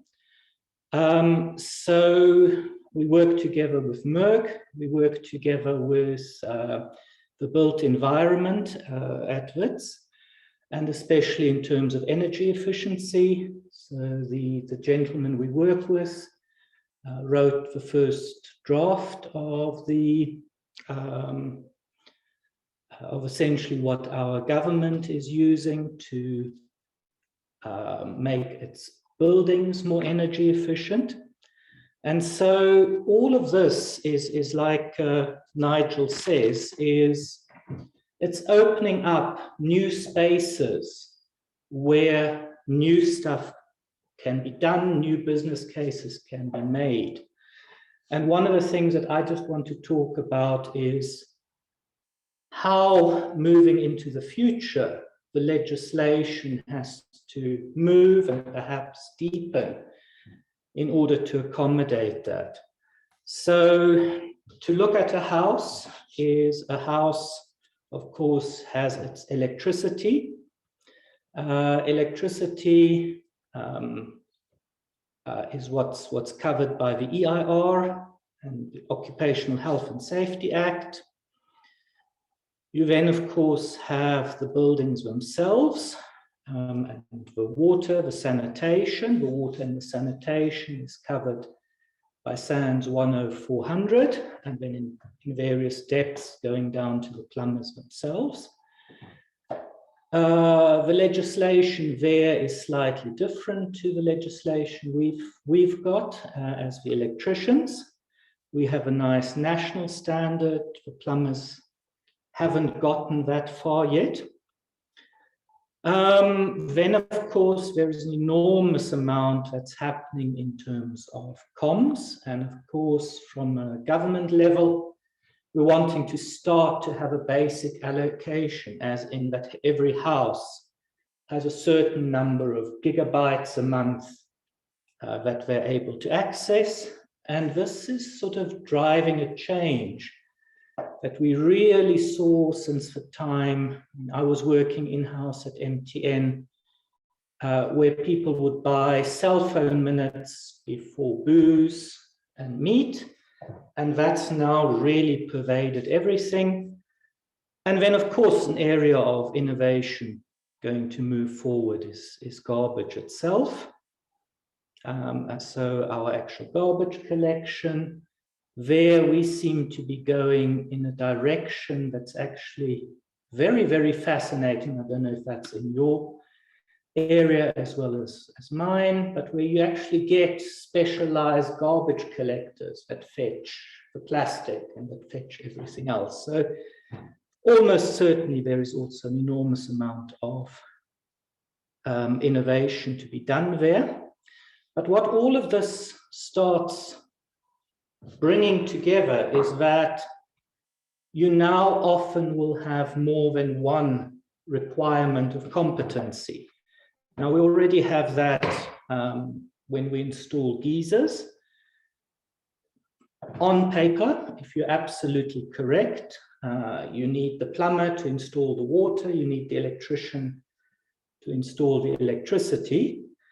And I mean, as we work this towards digesters and the likes that perhaps sit in toilets, that will expand in terms of all of these different types of things working together. We now have the new energy efficiency regulations, so your building certificate.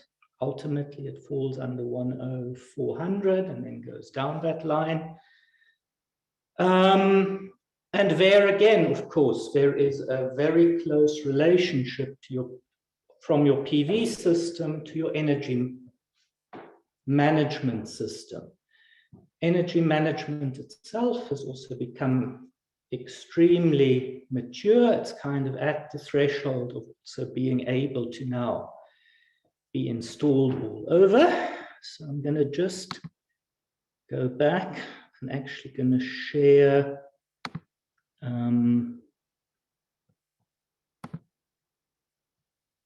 okay. The other one. So to just go back, and this is very much online with Anthony. When you are making the space rather than just competing for space, there is slightly more that is involved always. So again, is in the solar area, we work with the Occupational Health and Safety Act. Under the Health and Safety Act are the electrical installation regulations. And then, of course, our SANS 10142, which is actually incorporated into the Occupational Health and Safety Act via Section 44. So with other words, that's what makes it law. Section 7.12, as Anthony talked through, already governs the creation of PV. If the PV is wired to be an alternative to the supplier or the municipality.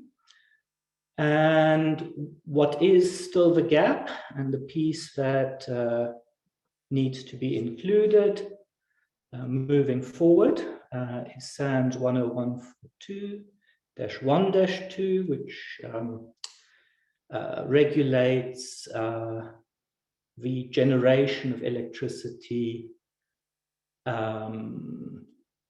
in a grid-tied fashion, in a way that's in parallel to the grid. Now, if a particular, and this is again in the EIR itself, if a particular device does not have a standard associated with it, then it falls to the municipalities to regulate that. So that would be regulated by the Local Government Act, and then the Local Government Act basically puts down how municipalities or local government delegates to particular suppliers. So directly it's the municipality, and the municipality has to, for example, get Joburg Water or the Joburg electrical supplier. And then each of the municipalities have its own bylaws. In terms of solar, we have hardly anything properly in the bylaws, except for Cape Town, which has done a very nice interim job until we get to properly standardize SANS 10142.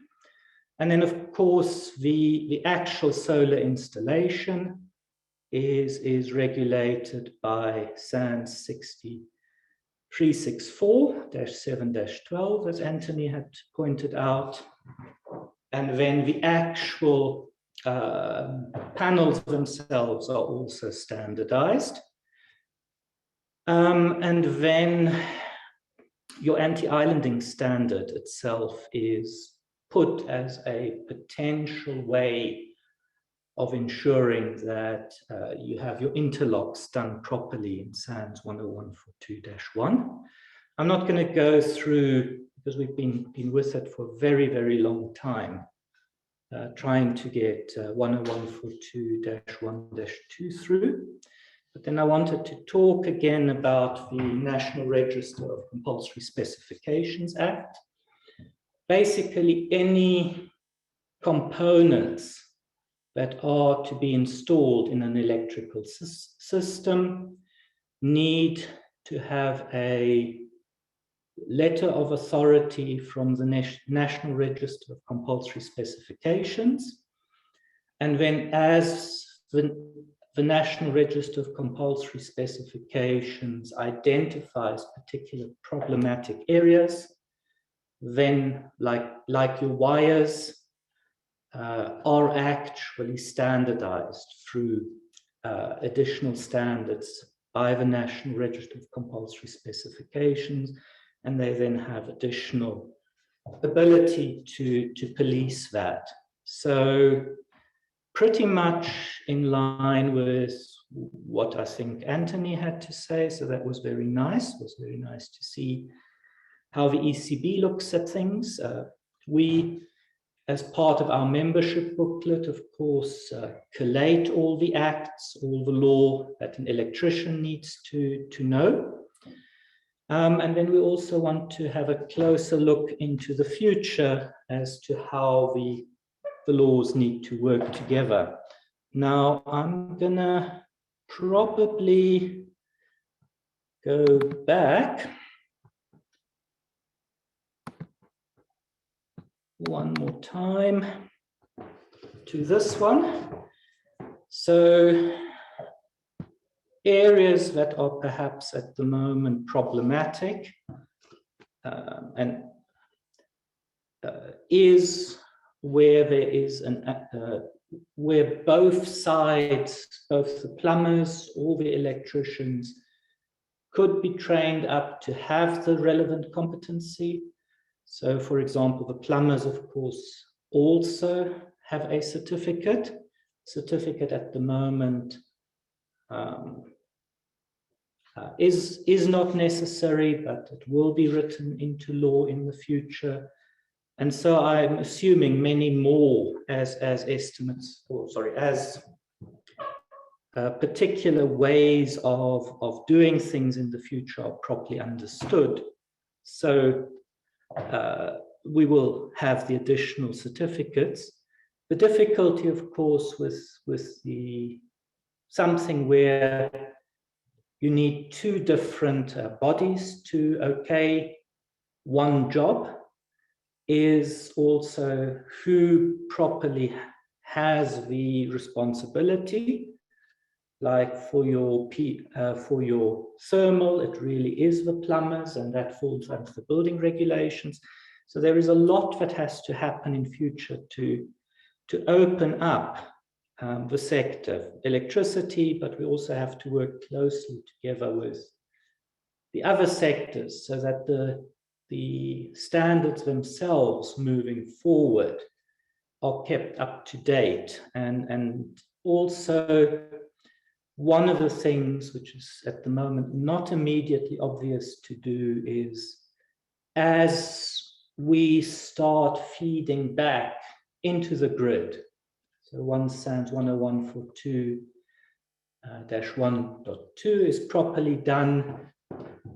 How do we actually open this up for future innovative business cases? Because one thing that would be almost as natural as possible at the moment, Eskom is a competitor to PV, but one of the things that would of course be as very, very natural is for Eskom to put PV on rooftops and sell that electricity directly to the customer, but also in a more broad sense is if you could use what is being done in many other aspects of Internet of Things, if you could get the batteries and have the batteries in a particular installation more directly controlled centrally to release their energy when we have got a shortage. So moving forward for the next 10 or 20 years is this absolutely mad pace is almost certainly going to accelerate rather than slow down. And so it's to start having a view of the future and how all of this is going to properly work and properly interact in a safe way, in a meaningful way with our current infrastructure. Okay, then I'm gonna stop sharing. I think I'm gonna keep it short unless there are proper questions so that we don't get you back into kind of a reasonable time frame. Yes.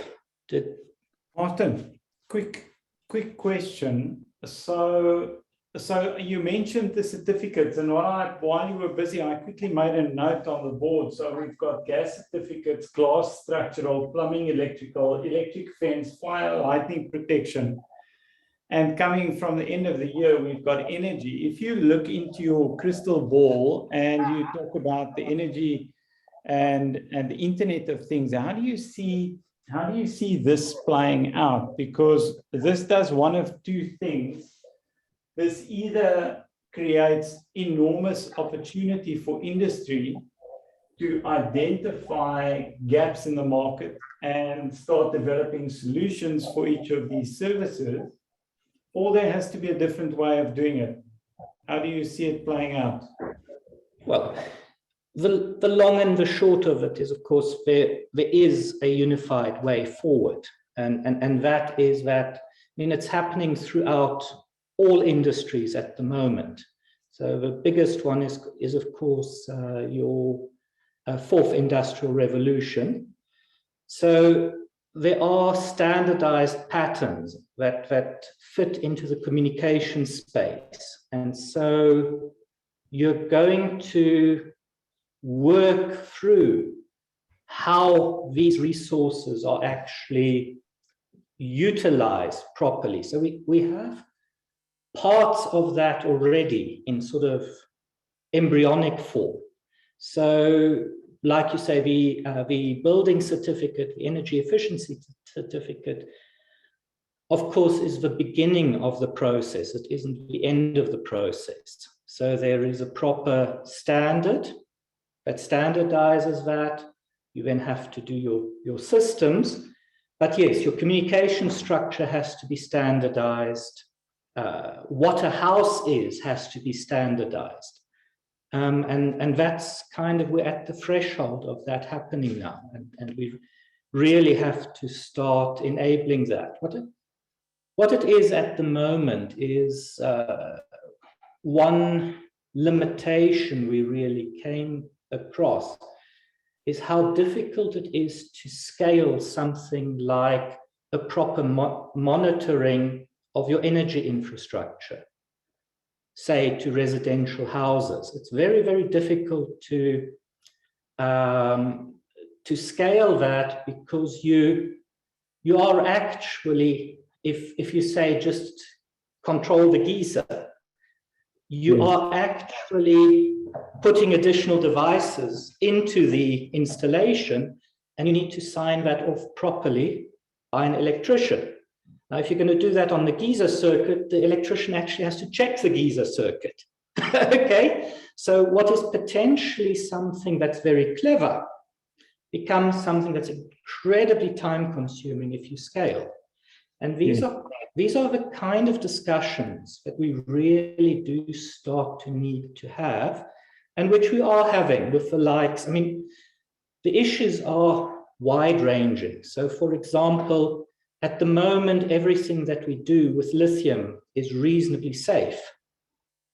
But now, within the next 10 years, we're going to get all of the electric cars onto the market.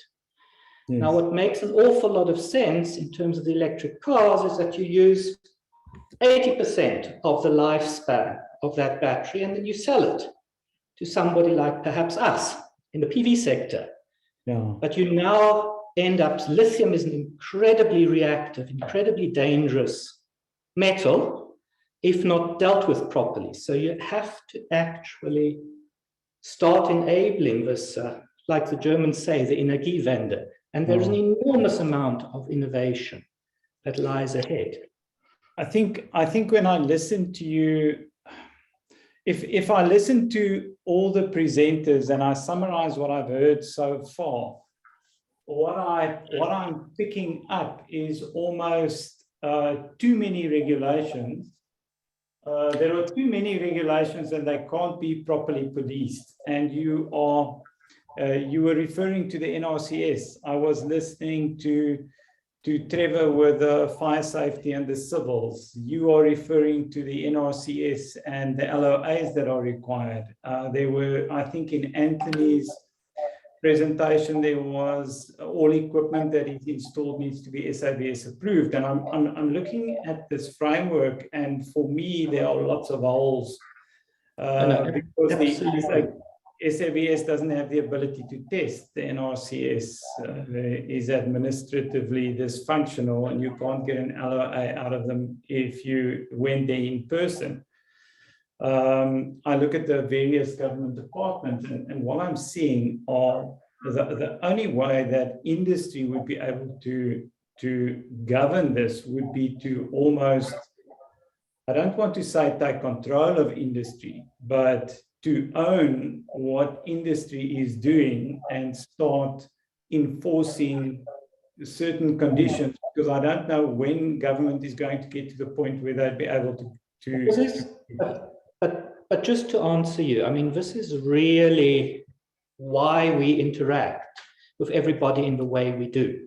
Because to us, we need to unify the industry bodies, put all of the industry bodies under an umbrella organization, because most of these things are not the function of government to hack out. Most of these things are actually the function of specialists in the field to hack out. because And it I mean, affects us. Well, A, it affects you, and B, you are the best people to understand what's the problem with PV, Yes. with the solar installations. But now you get, okay, your PV, of course, can run at 10 times higher light intensity. And it just simply scales in terms of the energy it removes. The big problem is, and destroys the PV if you do that. Yes. But if you can cool it properly, then you can actually use the PV cells at much higher energy. Now, if you're going to be cooling it, perhaps you shouldn't. This is one of the projects that we, for example, had at Merck, is if you can design a liquid that absorbs where the PV doesn't, you get hot water and you get PV out of the same instrument. Yeah. Okay, but now it's a device that has to somehow be argued between the plumbers and the electricians, how this device properly is allowed to work. And in most cases, it's obvious, but in many cases, it's not. Yes, that's true. Martin, we've unfortunately run out of time. Yes, my apologies. This Thank you. one could also talk about for days. Thank you very much for your presentation and the information that you've shared. I'm going to have to ask Fred to take over. Fred, I can see you there. There we go. Can you guys hear me? Yes, we can hear you clearly. Thank you very much. Clarity Yeah. of your camera is quite good. Your lighting is good, sounds good. So you can please go ahead. Yeah, I'm on a little bit of a lighter note to everybody else, but I must absolutely compliment Nigel, Anthony, Trevor, and Martin again on everything that they touched on. I think there was a lot of really, really important things touched on, and two things that stood out for me quite a lot was the regulations that need to be followed in installations, and then obviously something that's very important is the OSH Act and the health and safety side of it. But I'm going to briefly touch on that as well. Just to introduce myself, my name is Fred van Staden. I'm from a company called Magneto Renewable Energy, or just Magneto Energy. And for those of you who don't know us, we actually form part of a much larger company. We sort of the new kids on the block.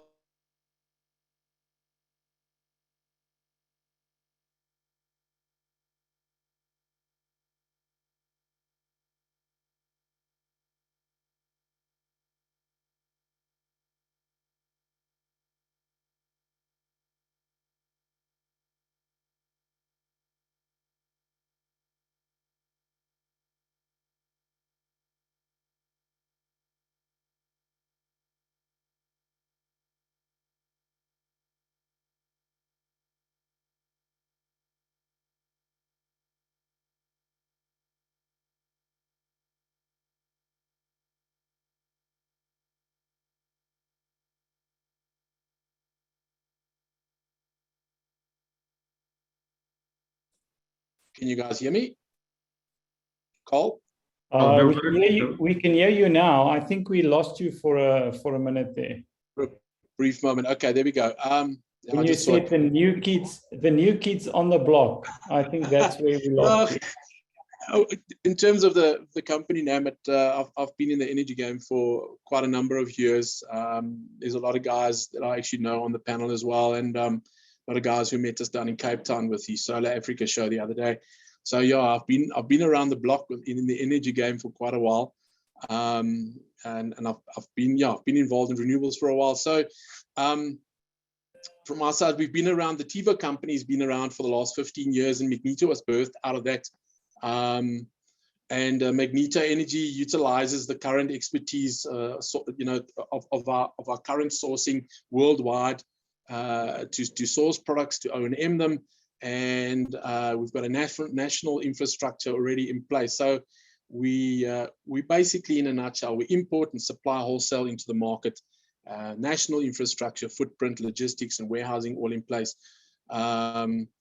but what makes us a little bit different is that Magneto products are all locally backed and supported through our own national support and infrastructure. We're basically a green brand aiming to bring market-leading products with support. And I think that's very important. And I think everybody would agree with me. We aim to satisfy the market demand with supply stability and relative pricing. And we're an agile company, well-financed, for a well-financed business, and can offer products and finance to large-scale projects as well. So we've got a very strong backbone. So yeah, if everybody, we've got stock. We've got about 35 million rands worth of stock just in our one warehouse at the moment, and things are going well. And we stock anything from generation in terms of solar panels. We stock management inverters, various, anything from a small 3 kilowatt all the way up to 500 kilowatt hybrid systems, custom built systems, a variation of energy storage, anything from live PO4 all the way through to super caps, and energy efficient water heating systems, which is a relatively great thing, especially when you're going out and you're doing an audit in a guy's house. You know, you always look at it in a way of what can this house do, or what can this building do to be more efficient? And then from there, you would normally do your design, and your capital outlay is so much less. So yeah, please, you're welcome to go and check out our website, www.magnetoenergy.co.za. But enough of me. Well, yeah, just to give you a background, but I'm the National Sales and Technical Support Manager, or manage the National Sales and Support for Magneto. But I think on a lighter note, Carl, you've asked me just to talk about the importance of the relationships between distributors and suppliers, and I want to take it a little bit further, because it's something that I see often, and that I'm quite set on, and I want to share this information with you guys. But let's start at your distributor and supplier relationship, really, which is very important. And you know, I'm going to talk off the top of my head. I'm not really going to talk, you know, sort of off a set list of attributes that are out there. But I think when you're a distributor or an installer, you should ask yourself what's important to you and the services that you deliver to the customer. So how would your supplier need to fit into that? And a good place to start is to actually communicate this through to them and build a good relationship with your supplier. I think good relationships are key. I think you know, when I go to a place and I want to go and procure something, whatever it may be, and I procure from there on a regular basis, I like to have a dedicated rep, or a guy that I can talk to always, who understands my needs and understands what I want and how I want it, so that when you phone him, he immediately speaks to you. So it's nice to build that good relationship with somebody like that. Have a nice open relationship with that representative or that rep. You know, somebody who can respond to your needs and your concerns also. So yeah, and I think another important thing from a distributor's point of view is to supply products that are quality. You know, you want to be able to supply quality products out there, and you want to, with your products, a distributor should supply product knowledge and training. This is important for me because I believe that when a distributor or an installer arrives by me and he's procuring certain items, and he's procuring inverters and any energy storage especially, he has to have the knowledge of that product, and he must know how it works, because I don't want a distributor out there to go out there or an installer to put something on a wall that he doesn't understand how it works. and he doesn't know how to set it up and how to train it and so on. And that's why we also see it as important to have that structure behind it, or that support structure. Or I need to be a phone call away from him. I have a help desk that is set up, and he must be able to call me, and I must be able to assist him with the setup and the programming of that. So yeah, that's the one side of it. I also believe that installers, to build a good track record with me, knowing my equipment that I supply into the market, they need to preferably comply with national installation standards, which is something that everybody else touched on, which is very, very important. I mean, not installing according to national standards has huge consequences. We can think, for instance, if there's a fire in a house and an assessor arrives there and he says to the homeowner, who did your solar installation? And he says, well, company ABC. And it wasn't done according to standard. One thing I notice a lot, I look at social media a lot, and a lot of companies out there that are doing installations are very proud of they post a lot of pictures of the installations that they've done. And I must tell you that 90% of those installations don't comply with manufacturers' the installation manuals. Doesn't comply. You'll have inverters that have been put into cupboards. They've been put into small spaces where they can't breathe, and that raises a great concern when it comes to warranty claims. You've got to be able to install it, or you should install it exactly according to how the manufacturer specifies. If I look at installations, I can a lot of the time see that just on the photo that they don't comply with installation standards. And I think to myself, you know, what if there is a fire? Who's going to be blamed? So we got to take responsibility. And myself as a distributor, I want to associate myself with suppliers that absolutely comply, that understand the equipment, that know what they're doing, they read the manuals, and they install professional. They are professional. I want to associate myself with those sort of installers.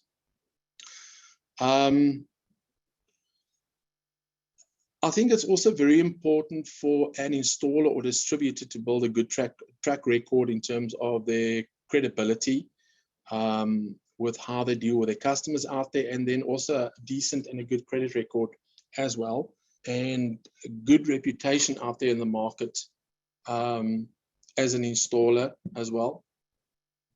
Yeah, so there's so many things that's important. Carl, you have a question?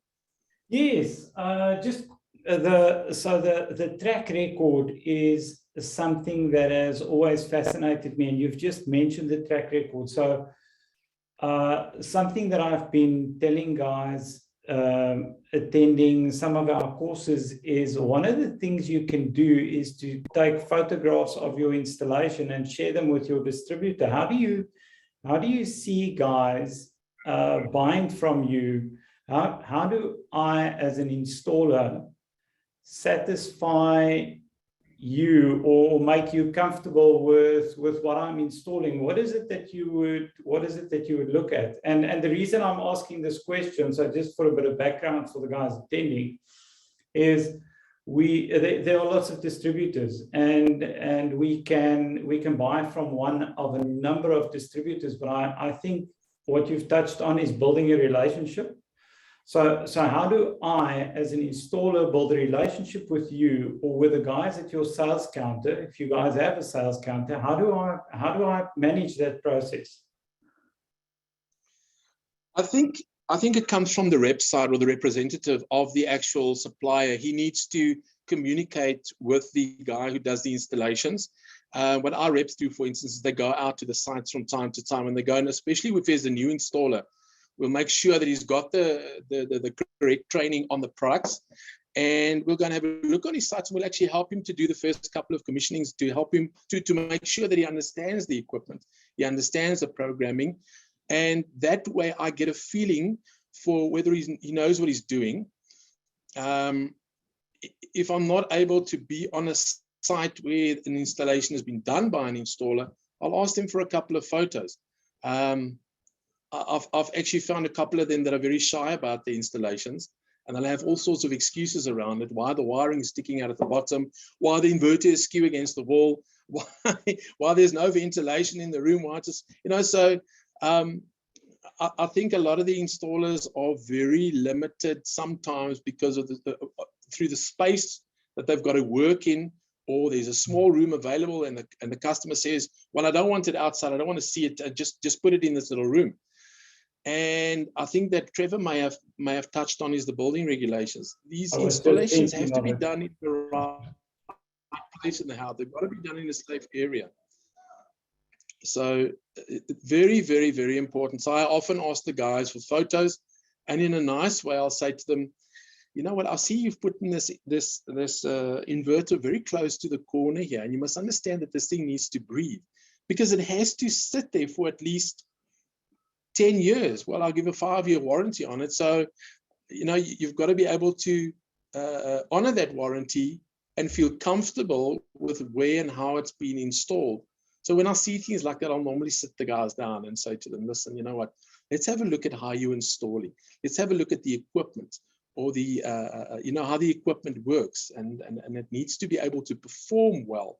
It needs to be able to perform correctly over many years. So very important looking at that, yes. Okay. That is excellent, thanks. The one thing I'd also like to touch on quickly is just the installation instructions, and maybe installation instructions and to a certain degree,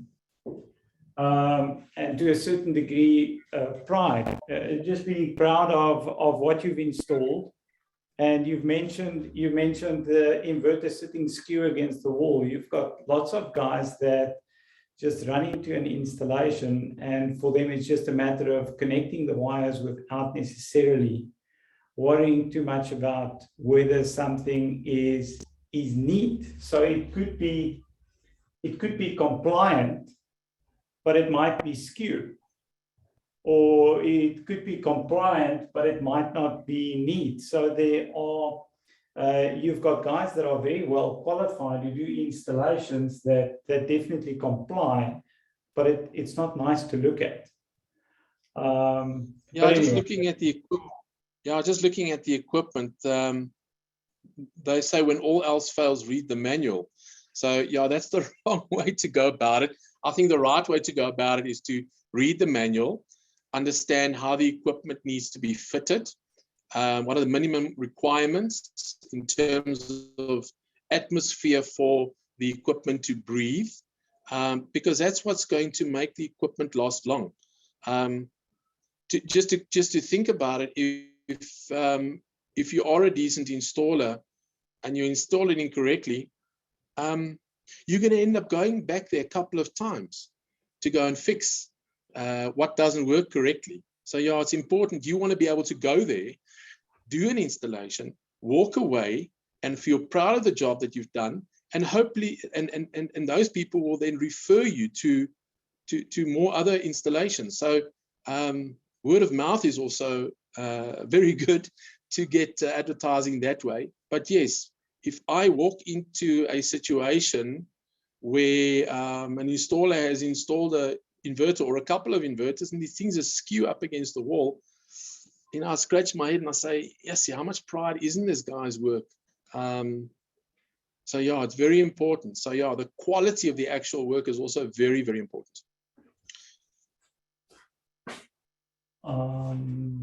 Do you have, I see we've got one guy, John, that has raised his hand. I don't know how long John's hand has been up, but I'm going to allow John to talk. John Oric, if your mic is active, you're welcome to ask your question. I'm not sure whether it relates to something someone else has presented.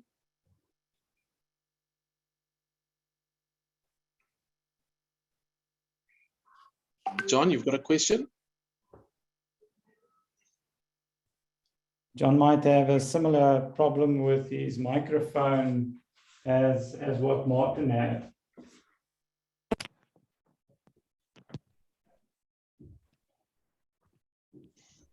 Hi, can you hear me? Yes, John. Okay, my apologies. I raised my hand in error. And yes, you're quite correct. Zoom is fighting with my microphone. Okay, so I'm just, I think I've lowered my hand. My apologies, gentlemen. Okay, that's fine. 100%. Thanks. Okay, thanks, Fred. Yeah. So, yes. Sorry, Carl. No. I'm sorry, I've interrupted you. You wanted to talk about distributors, but I think we're also underestimating the relationship that the installers have with their customers. I think we've got a lot of guys rushing in to do an installation, and they might be nursing the relationship with the distributor, but to a certain extent, they're not keeping tabs on the customers. Yeah, there's quite a lot to be said about that, and I want to touch on that a little bit. And it's all about, I believe if you did what you always did, if you do what you always did, you'll get what you always got. So the main thing is that you want to change the ways that you're doing things. You want to change not just the technical side of the installation, but also how you do the installation and how you interact with your customers as well.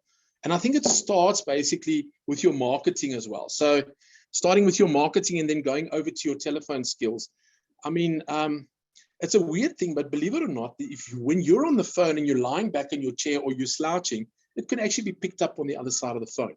So somebody can actually pick up that you're slouching, or you're lying down, or you're lying on your back, or you don't really feel like this, or you're half asleep. They can actually pick it up on the other side of the phone. So when you're talking to a customer or a potential customer on the phone, sit up, pick the phone up, put it to your ear, and start being professional from that moment forward. I think the second thing that comes to mind is language. How you use language and how you speak to people and how you greet people. I think mixing languages and using slang is an absolute no-no where you can prevent it. There are certain terminologies in our industry that you really can't translate to Afrikaans or to any other languages. So when we speak Afrikaans, we'll probably use an English terminology. But sticking to a general language like English helps with that quite a lot. So yes, using the right language, greeting people properly, not answering the phone. Oh yeah, how's it? How are you? No, I'm lekker. No, everything's lekker. It's cool on my side, man. No, load shedding has been good to us. You don't speak to people like that. Speak to them professionally. Greet them properly. Good day, Mr. So and so. And only once they give you permission to call them by first name, then you go over to a first name basis. I think from there it starts up, and then arriving on site for the very first time with, I've seen guys arriving on site with an unroadworthy vehicle that's dirty, that when they open the door, the trash falls out the door, which is very funny, because to me, that's important if a guy arrives and he's got pride on what his vehicle looks like, what the branding on his vehicle looks like, and how he conducts himself, walking up to me and greeting me for the first time, and where he looks. The body, believe it or not, that the three sections to communication is the smallest part of communication is actually the words you use. The second biggest is the tone of your voice, and the largest part of it is what you do with your body and how you conduct yourself. Your body language is very, very important when you start talking to people and interacting with them directly. So, getting out of your vehicle, walking up to the gate, stay professional, don't look around, be focused on your customer and be focused on what they want to show you. Arriving at a guy's door going, hey, wow, what a pad you've got here, is not really the way to go. Focus on the customer. Speak to the customer properly in a proper language that doesn't involve slang. So use the right terminologies. If the client is wrong and they say the customer is always right, in our industry, not necessarily, but speak to them professionally and help them right. where to focus. When you approach somebody and you walk up to them and you stick your hand out to greet them, step into the greet, look at them in the eyes. I so often watch people when men especially talk to women. You've got a triangle on your face. So when you're in a professional manner, you focus normally on the eyes or on the nose area up to the forehead. And when you start getting to know them a little bit better, you'll focus down to the mouth area. But some men, when they speak to women and they start, every time the woman looks away, this triangle that you've got here will go lower and lower and lower and lower. So it's a very touchy subject. So teach yourself to get into the habit to look at people in the face, look at them in the eyes, and talk to them professionally. Get yourself into a habit of not hiding your hands. A lot of guys will stand like this or hide their arms behind their back.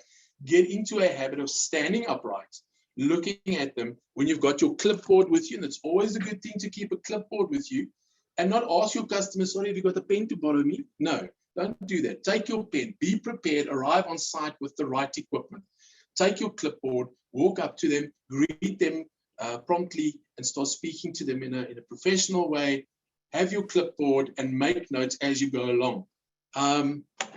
Once you get onto a customer's premises and you're walking around, unless you really need to,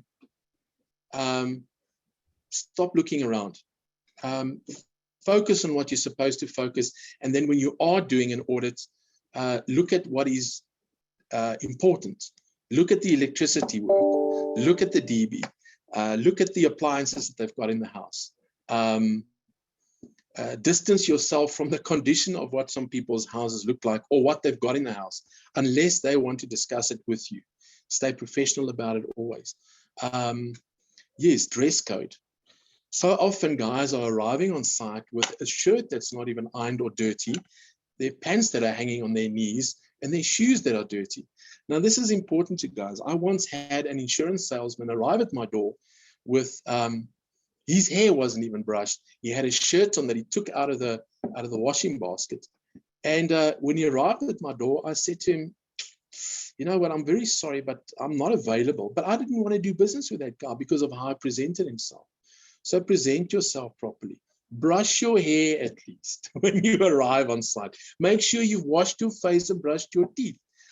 Simple things. Make sure your shirt is ironed and that your collar looks decent at least. That you got clean pair of trousers on, and your shoes are clean. Important things. Respect the customer's property, as I said before. You don't walk around the guy's house and look at everything and going, yeah, wow, this is a nice couch you've got here. Lovely family pictures you've got on the wall. Where was this? Did you guys, stay professional, stay focused. Arriving on site with your team to do the installation is your next big, massive step. So controlling what you do and how you interact with your customer is one thing, but controlling how your team or your installation team acts on site is also very, very important.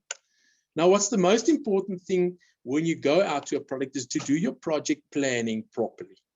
Don't arrive on a site and not have the correct stock on hand or the correct tools on hand. So often I've seen installation teams that arrive and they don't even have the star screwdriver with them, or they've got the wrong sets of pliers, or they don't have the right testing equipment and they've got to rush off to go and buy another stock item, or they don't have ferrules, or, there are so many things to make sure that your planning is done, that all your procurement is done, and that you arrive every day on site planning everything properly. When you arrive on site, or before arriving on site, you discuss with your customer what your planning is, how your process is going to work, and then how your communication to him will work on a daily basis, and how your progress of your actual project is going to work. Arriving on site always, or as part of your planning, make sure that you have discussed with the customer, where's your laydown area going to be? Where am I going to pack my stock? Where is it safe? Where is it out of the way? where is it not a tripping hazard or a danger to anybody. And when I have to manufacture something small on site quickly, from time to time, you've got to take a couple of roof tiles off the roof, take them to an area, grind a small section out of it, or make a bracket or something that may need to be manufactured. You don't do that up on the roof. You make sure you don't grind on the customer's green lawn next to his pride rose garden. So pick an area with your customer, discuss that with him, and do your planning around your laydown area and your manufacturing area if it is necessary. That's the one thing. The other thing is staff that arrive on site that have, I've seen guys who arrive on site, the staff members are wearing old pants with paint on them that's got nothing to do with the industry. They look terrible. They're all wearing different shirts. So when your staff arrives on site, make sure that they're all wearing at least the same shirt, have at least clean shoes, and look decent. And when they move around the site, that they are very clear to focus on the job and respect the customer's property and their privacy. You don't want your staff to walk around peering through windows and things like that.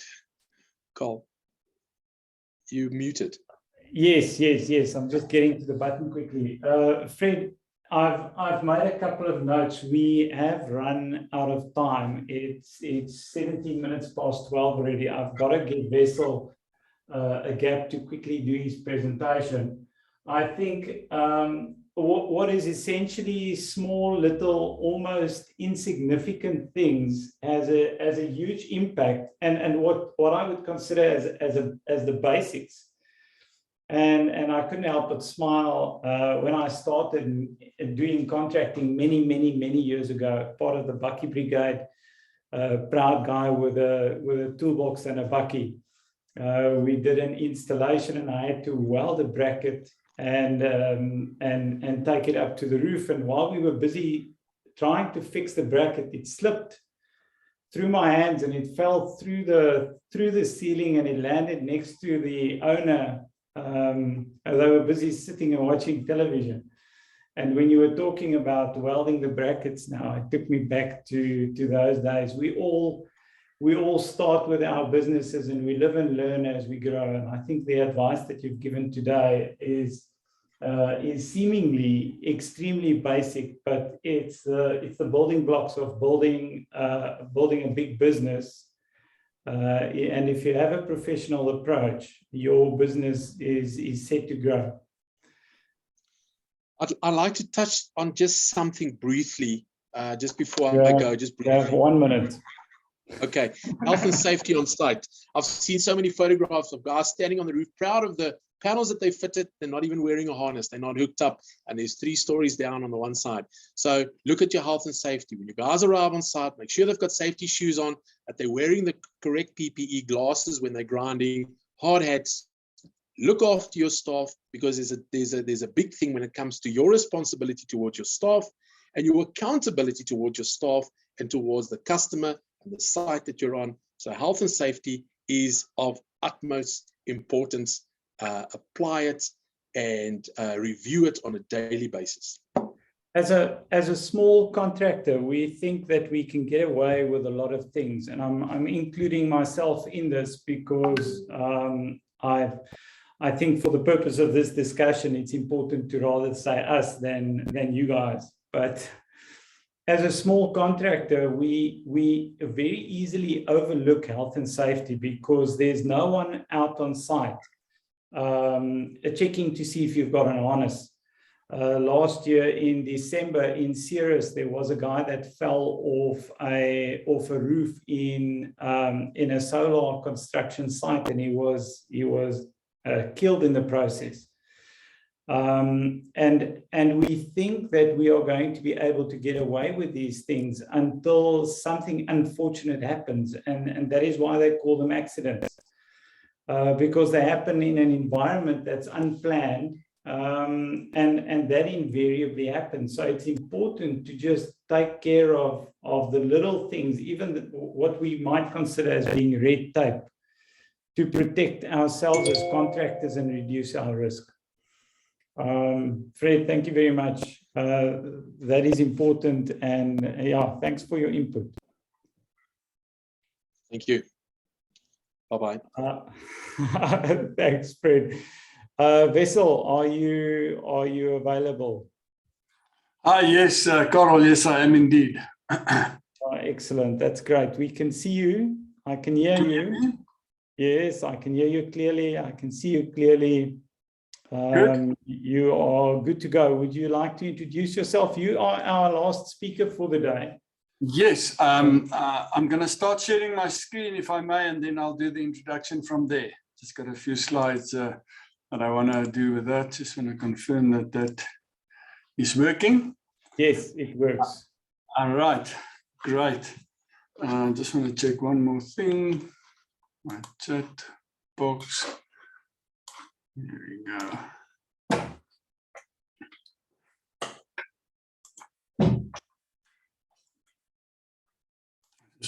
Sorry, Carl, I'm good to go. Yes. Yeah, so yeah, my name's Wessel Duif. I'm with Solar Imports.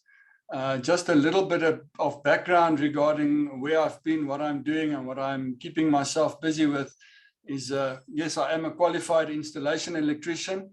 I did do the P4 level 1 course, which is fantastic. I used to do fairly big contract work. We used to do the electrical installation on office blocks with a developer, which was a fantastic time of my life. And now, yeah, everybody moans about Eskom, but I think the group that's attending this talk today will feel Eskom for president. They're doing us a huge favor with the way our businesses are going. Then just quickly, just on the part-time, I'm also a drone pilot. So I am also appointed by the CIA to be able to test drone pilots. So I also test pilots, and I've come across quite a few guys who actually uses drones to inspect big solar arrays. So yeah, that's fantastic to also cross bridges with these guys. I'm also a bit into life coaching, also, you know, building back into the guys that I work with.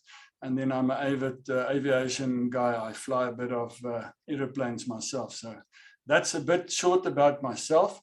My biggest involvement, obviously, is with Solar Imports. And we are, at the moment, our main source of business is that we are the importers and the distributors of SACU solar systems. We started with SACU since 2018. We were there in May of 2018 and decided to go into a working relationship and an import distribution relationship with them based on quite a few aspects, which I will touch on during my talk today. So basically, what we're currently importing is yeah, your normal hybrid inverter, lithium batteries, your transformer-based inverters, your all-in-one trolleys, and then a bit of DC switchgear that we are also importing. Our main seller, obviously, is our 5 kilowatt SunPolar hybrid inverter. It competes very well with your Growwatts, your Experts, your Kodaks. That's the market share or segment that we fill with that with this inverter. Obviously, we carry a full range of spares for this inverter. All repairs are done locally. I have even swap out units available for emergency repairs. Yeah, so that one can read more about on our website. And then our other big seller, and again, Eskom has done us a huge favor. We've completely sold out of our batteries. Next shipment on its way. Yeah, so this is our 5 kilowatt battery. And then, yeah, over to my talk. The topic I was asked to talk about is how could new distributors manage new installers?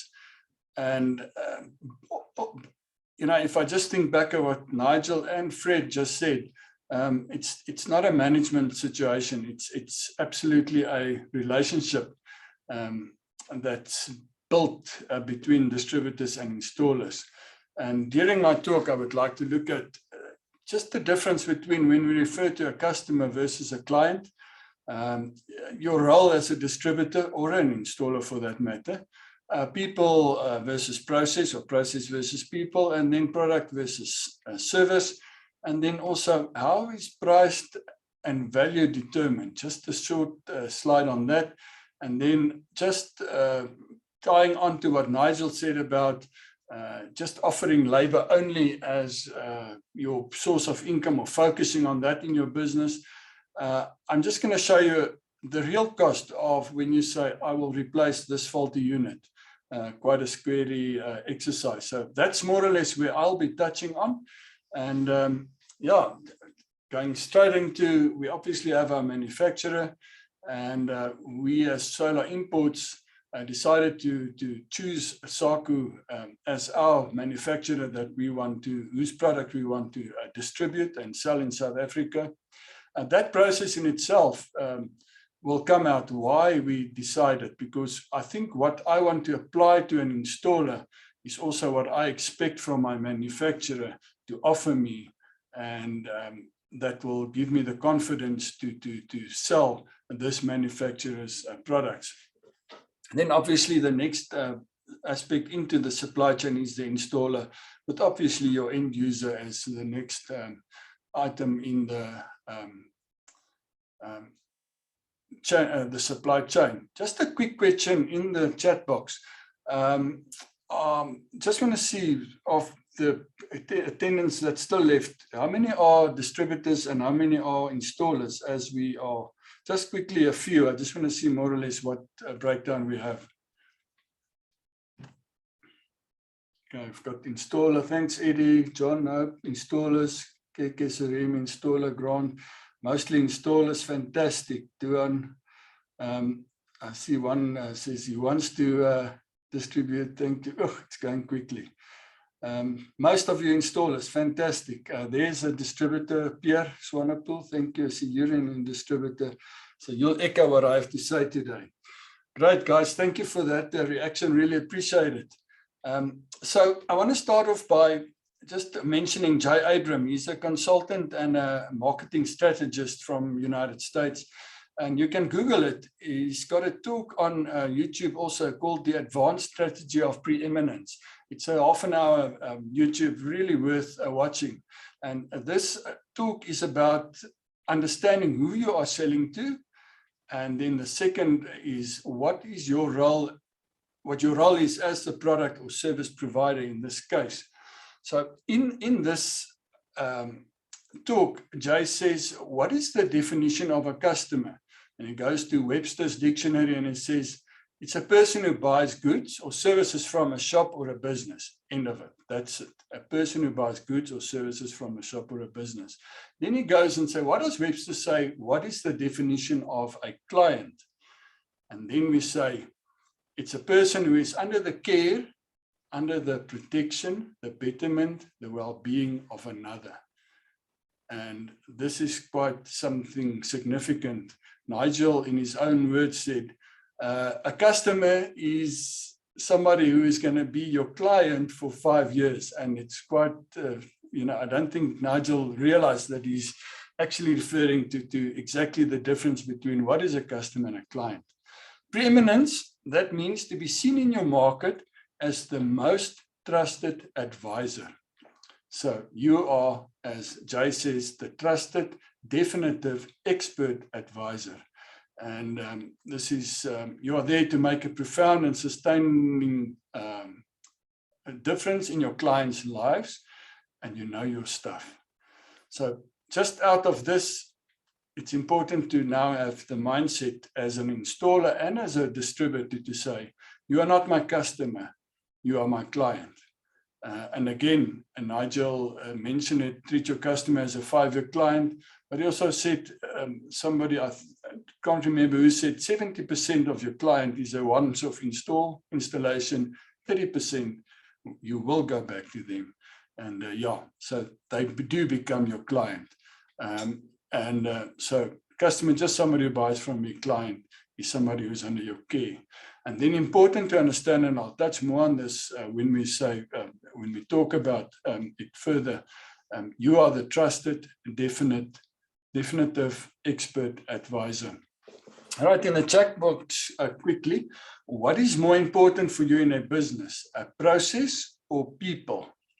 I'm going to see what you think, process or people. So process, we refer to the technical side of the business, training, development of new software, working, and then the second one is in people, it's your people's beliefs, their attitude, their well-being. Okay, I see Eddie and Dominico's people, there's process, there's people. Mixture of thoughts here. Charles says both. Peter Lawrence says both. Okay, great. Let's look at the second one. Which is more important, a product or service? I see a lot of says people, both, process is still. Product or service? Okay, there we go. Service, both. Again, Lainey says service. De Borgo service. Joseph says service. Trevor says both. Jean-Paul says service. Both, but service is a must, Dominico said. Yeah, thank you for that feedback. Yeah, I like to use the analogy of a railway. So if you look at this railway, on the one hand, you do have process, and on the other hand, you have people. Under process, I would put product, and under people, I would put service. And it's basically part of this railroad track. So if we do maintenance on this railroad track, where would you do the maintenance? Obviously on both the tracks. So it's important for us to look at both these aspects to say, yes, I've got processes and I've got people and I've got product and I've got service.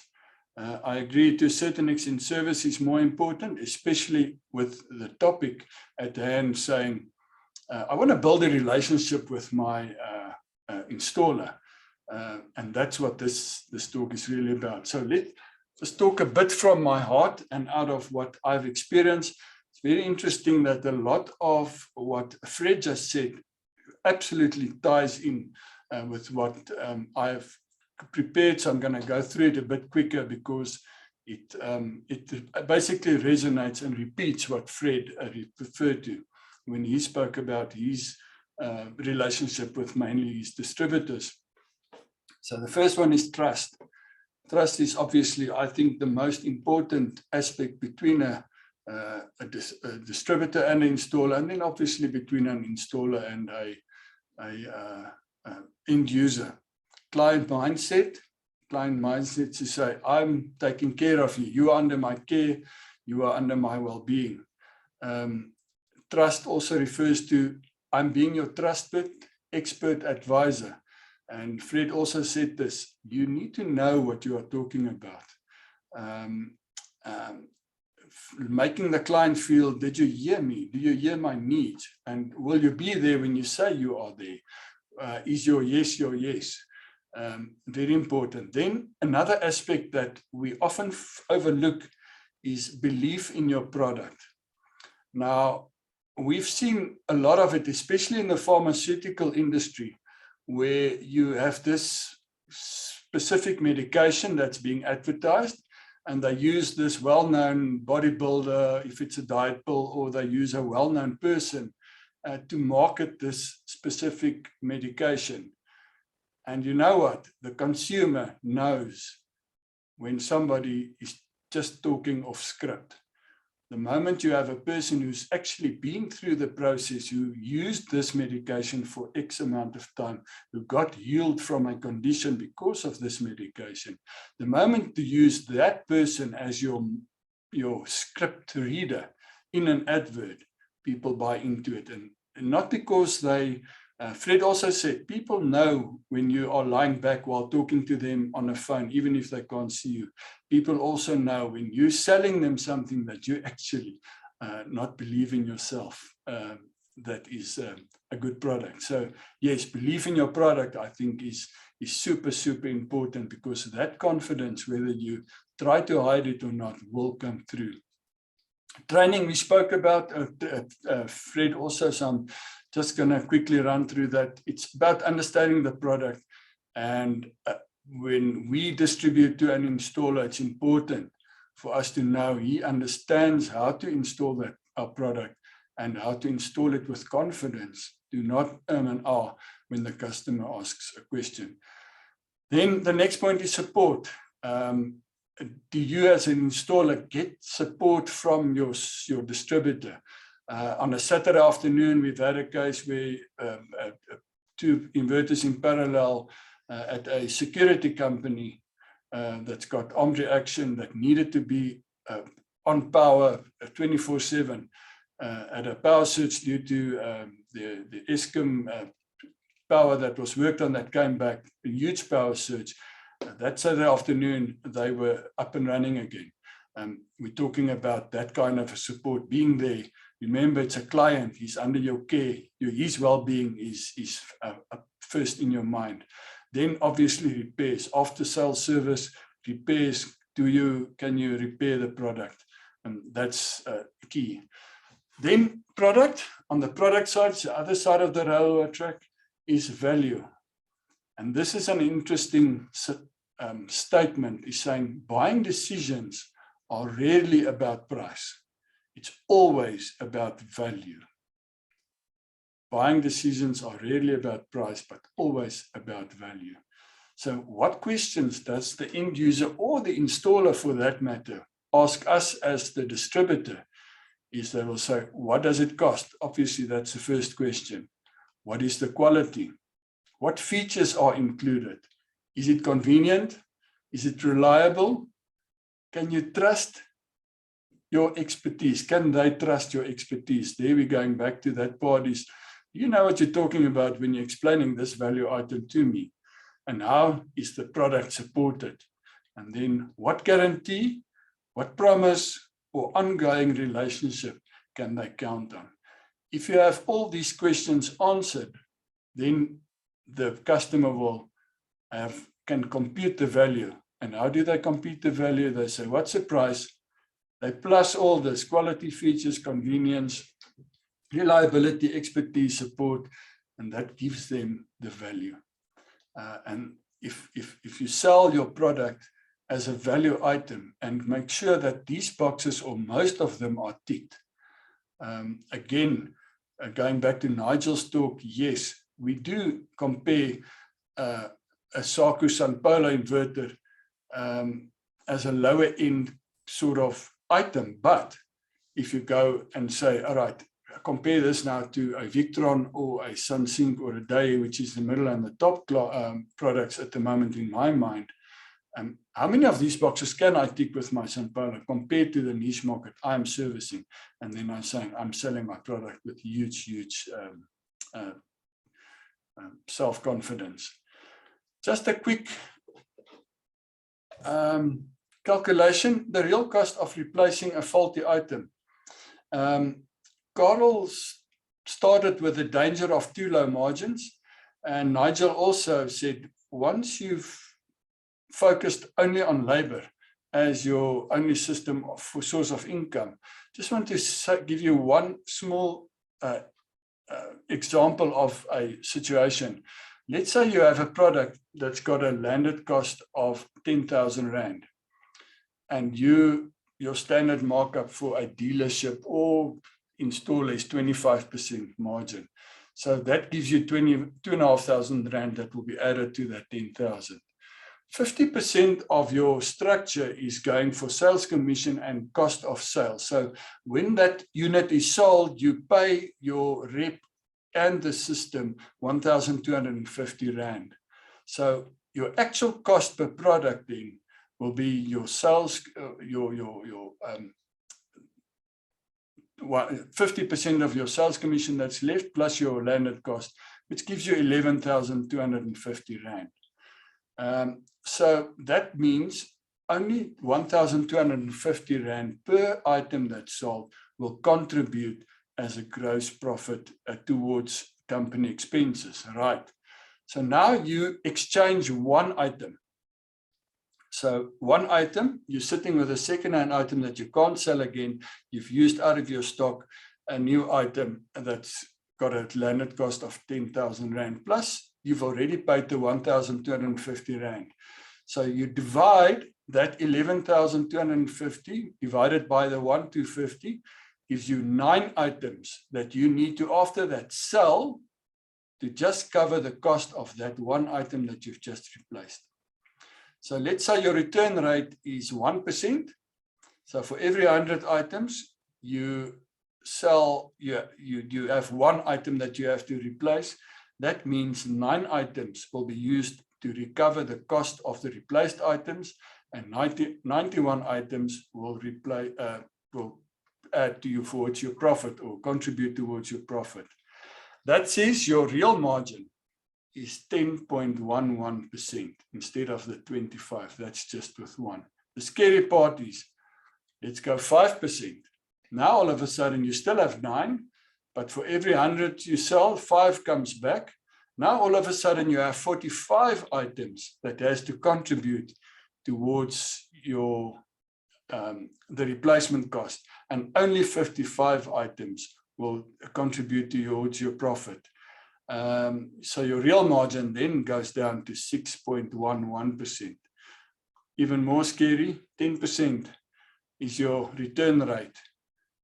That means 10 items will come back out of every 100. That means 90 items will contribute only to the replacement cost, and only 10 items will contribute to your profit, which means your real margin is 1.11%. So the moment you go over 10%, you are actually in a bankrupt downward spiral.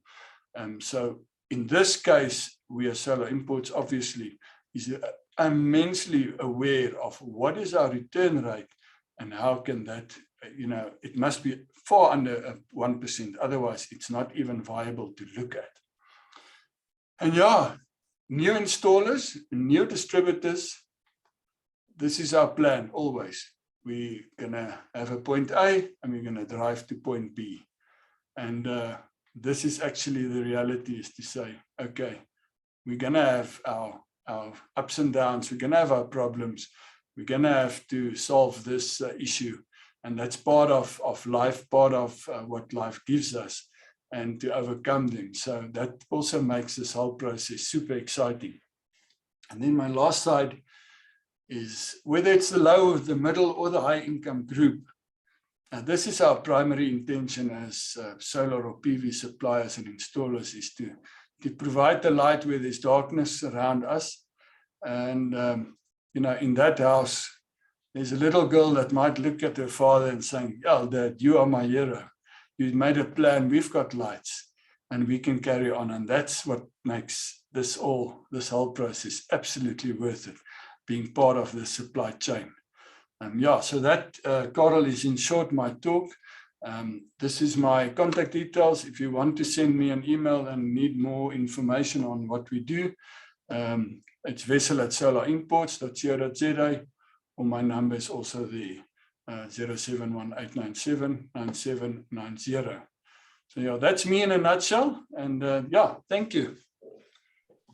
Vessel, that is excellent. Thank you very much for the talk. I couldn't help but smile when you introduced yourself, because I started out listening to I'm an installation electrician, and then you went to the P4 level 1, then you went to the drone pilot, then you went to the other pilot, then you went to the other stuff that you do. And the one thing that occurred to me, I always smile, because you come across as an entrepreneur, but I also call entrepreneurs hustlers. And as soon as a guy has more than one business card, he qualifies as a hustler, because you do so many things. And it's exciting to listen to your talk.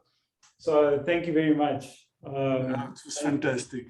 I enjoyed your energy. I think one thing that struck me was the faulty unit exchange, the thing you discussed last, along with the confidence in products. And this, it's possible to install a product, and I don't know whether I want to call it a cheaper product, but it is in a cheaper range of products. But as long as your distributor is there and they're aware of the cost of exchange, it means that they are going to ensure that the products that they provide meet a certain standard, because they want to reduce the number of faulty units that need to be replaced. Absolutely.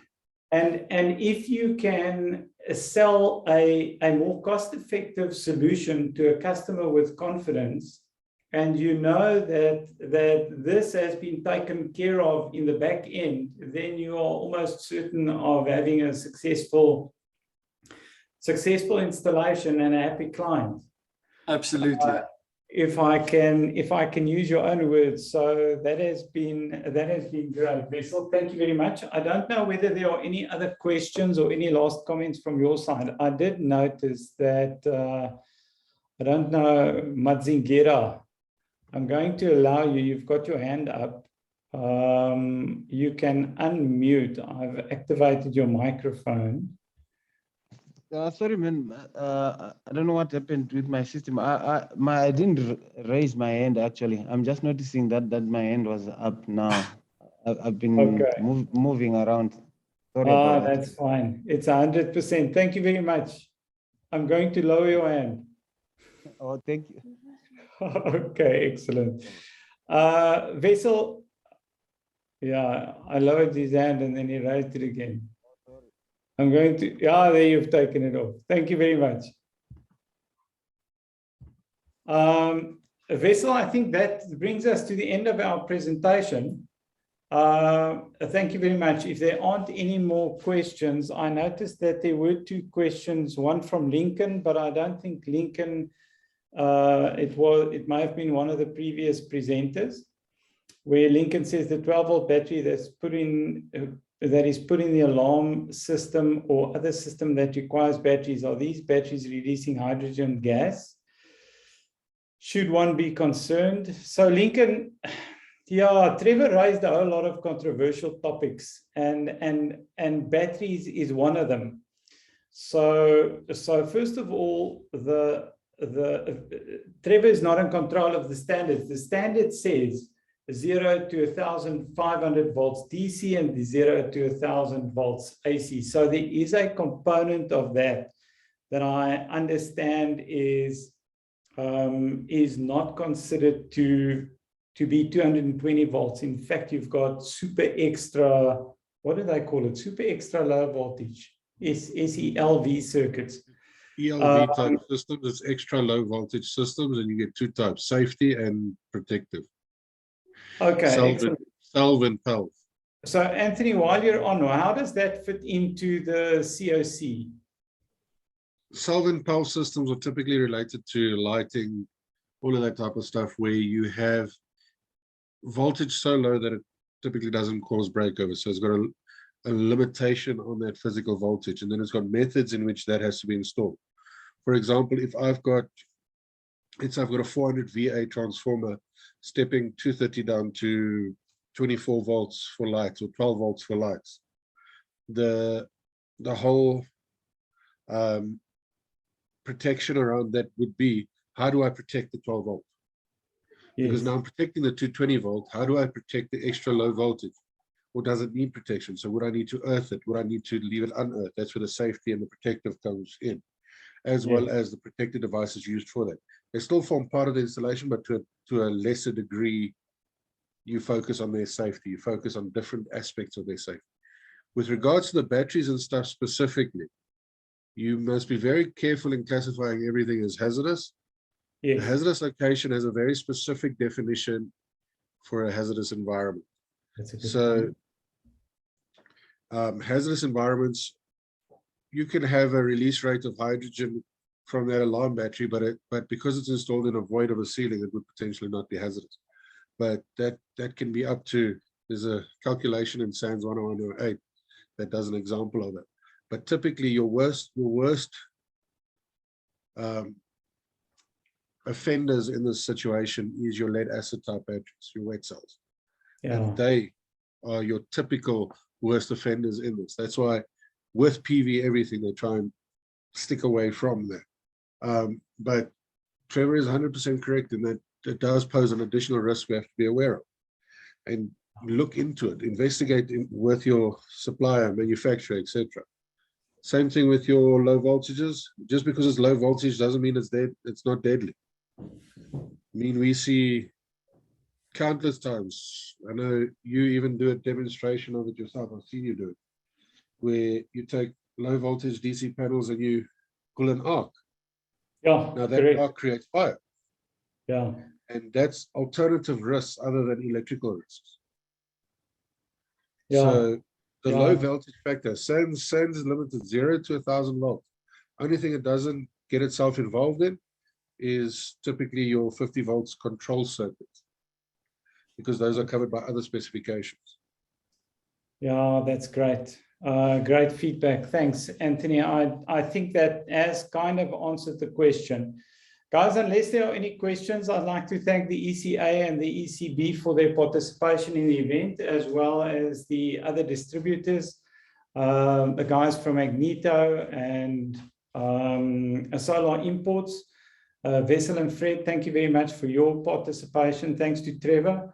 And yeah, guys, you will be getting the link to the video. If there's anything else that you would require, you're welcome to respond directly to Anne.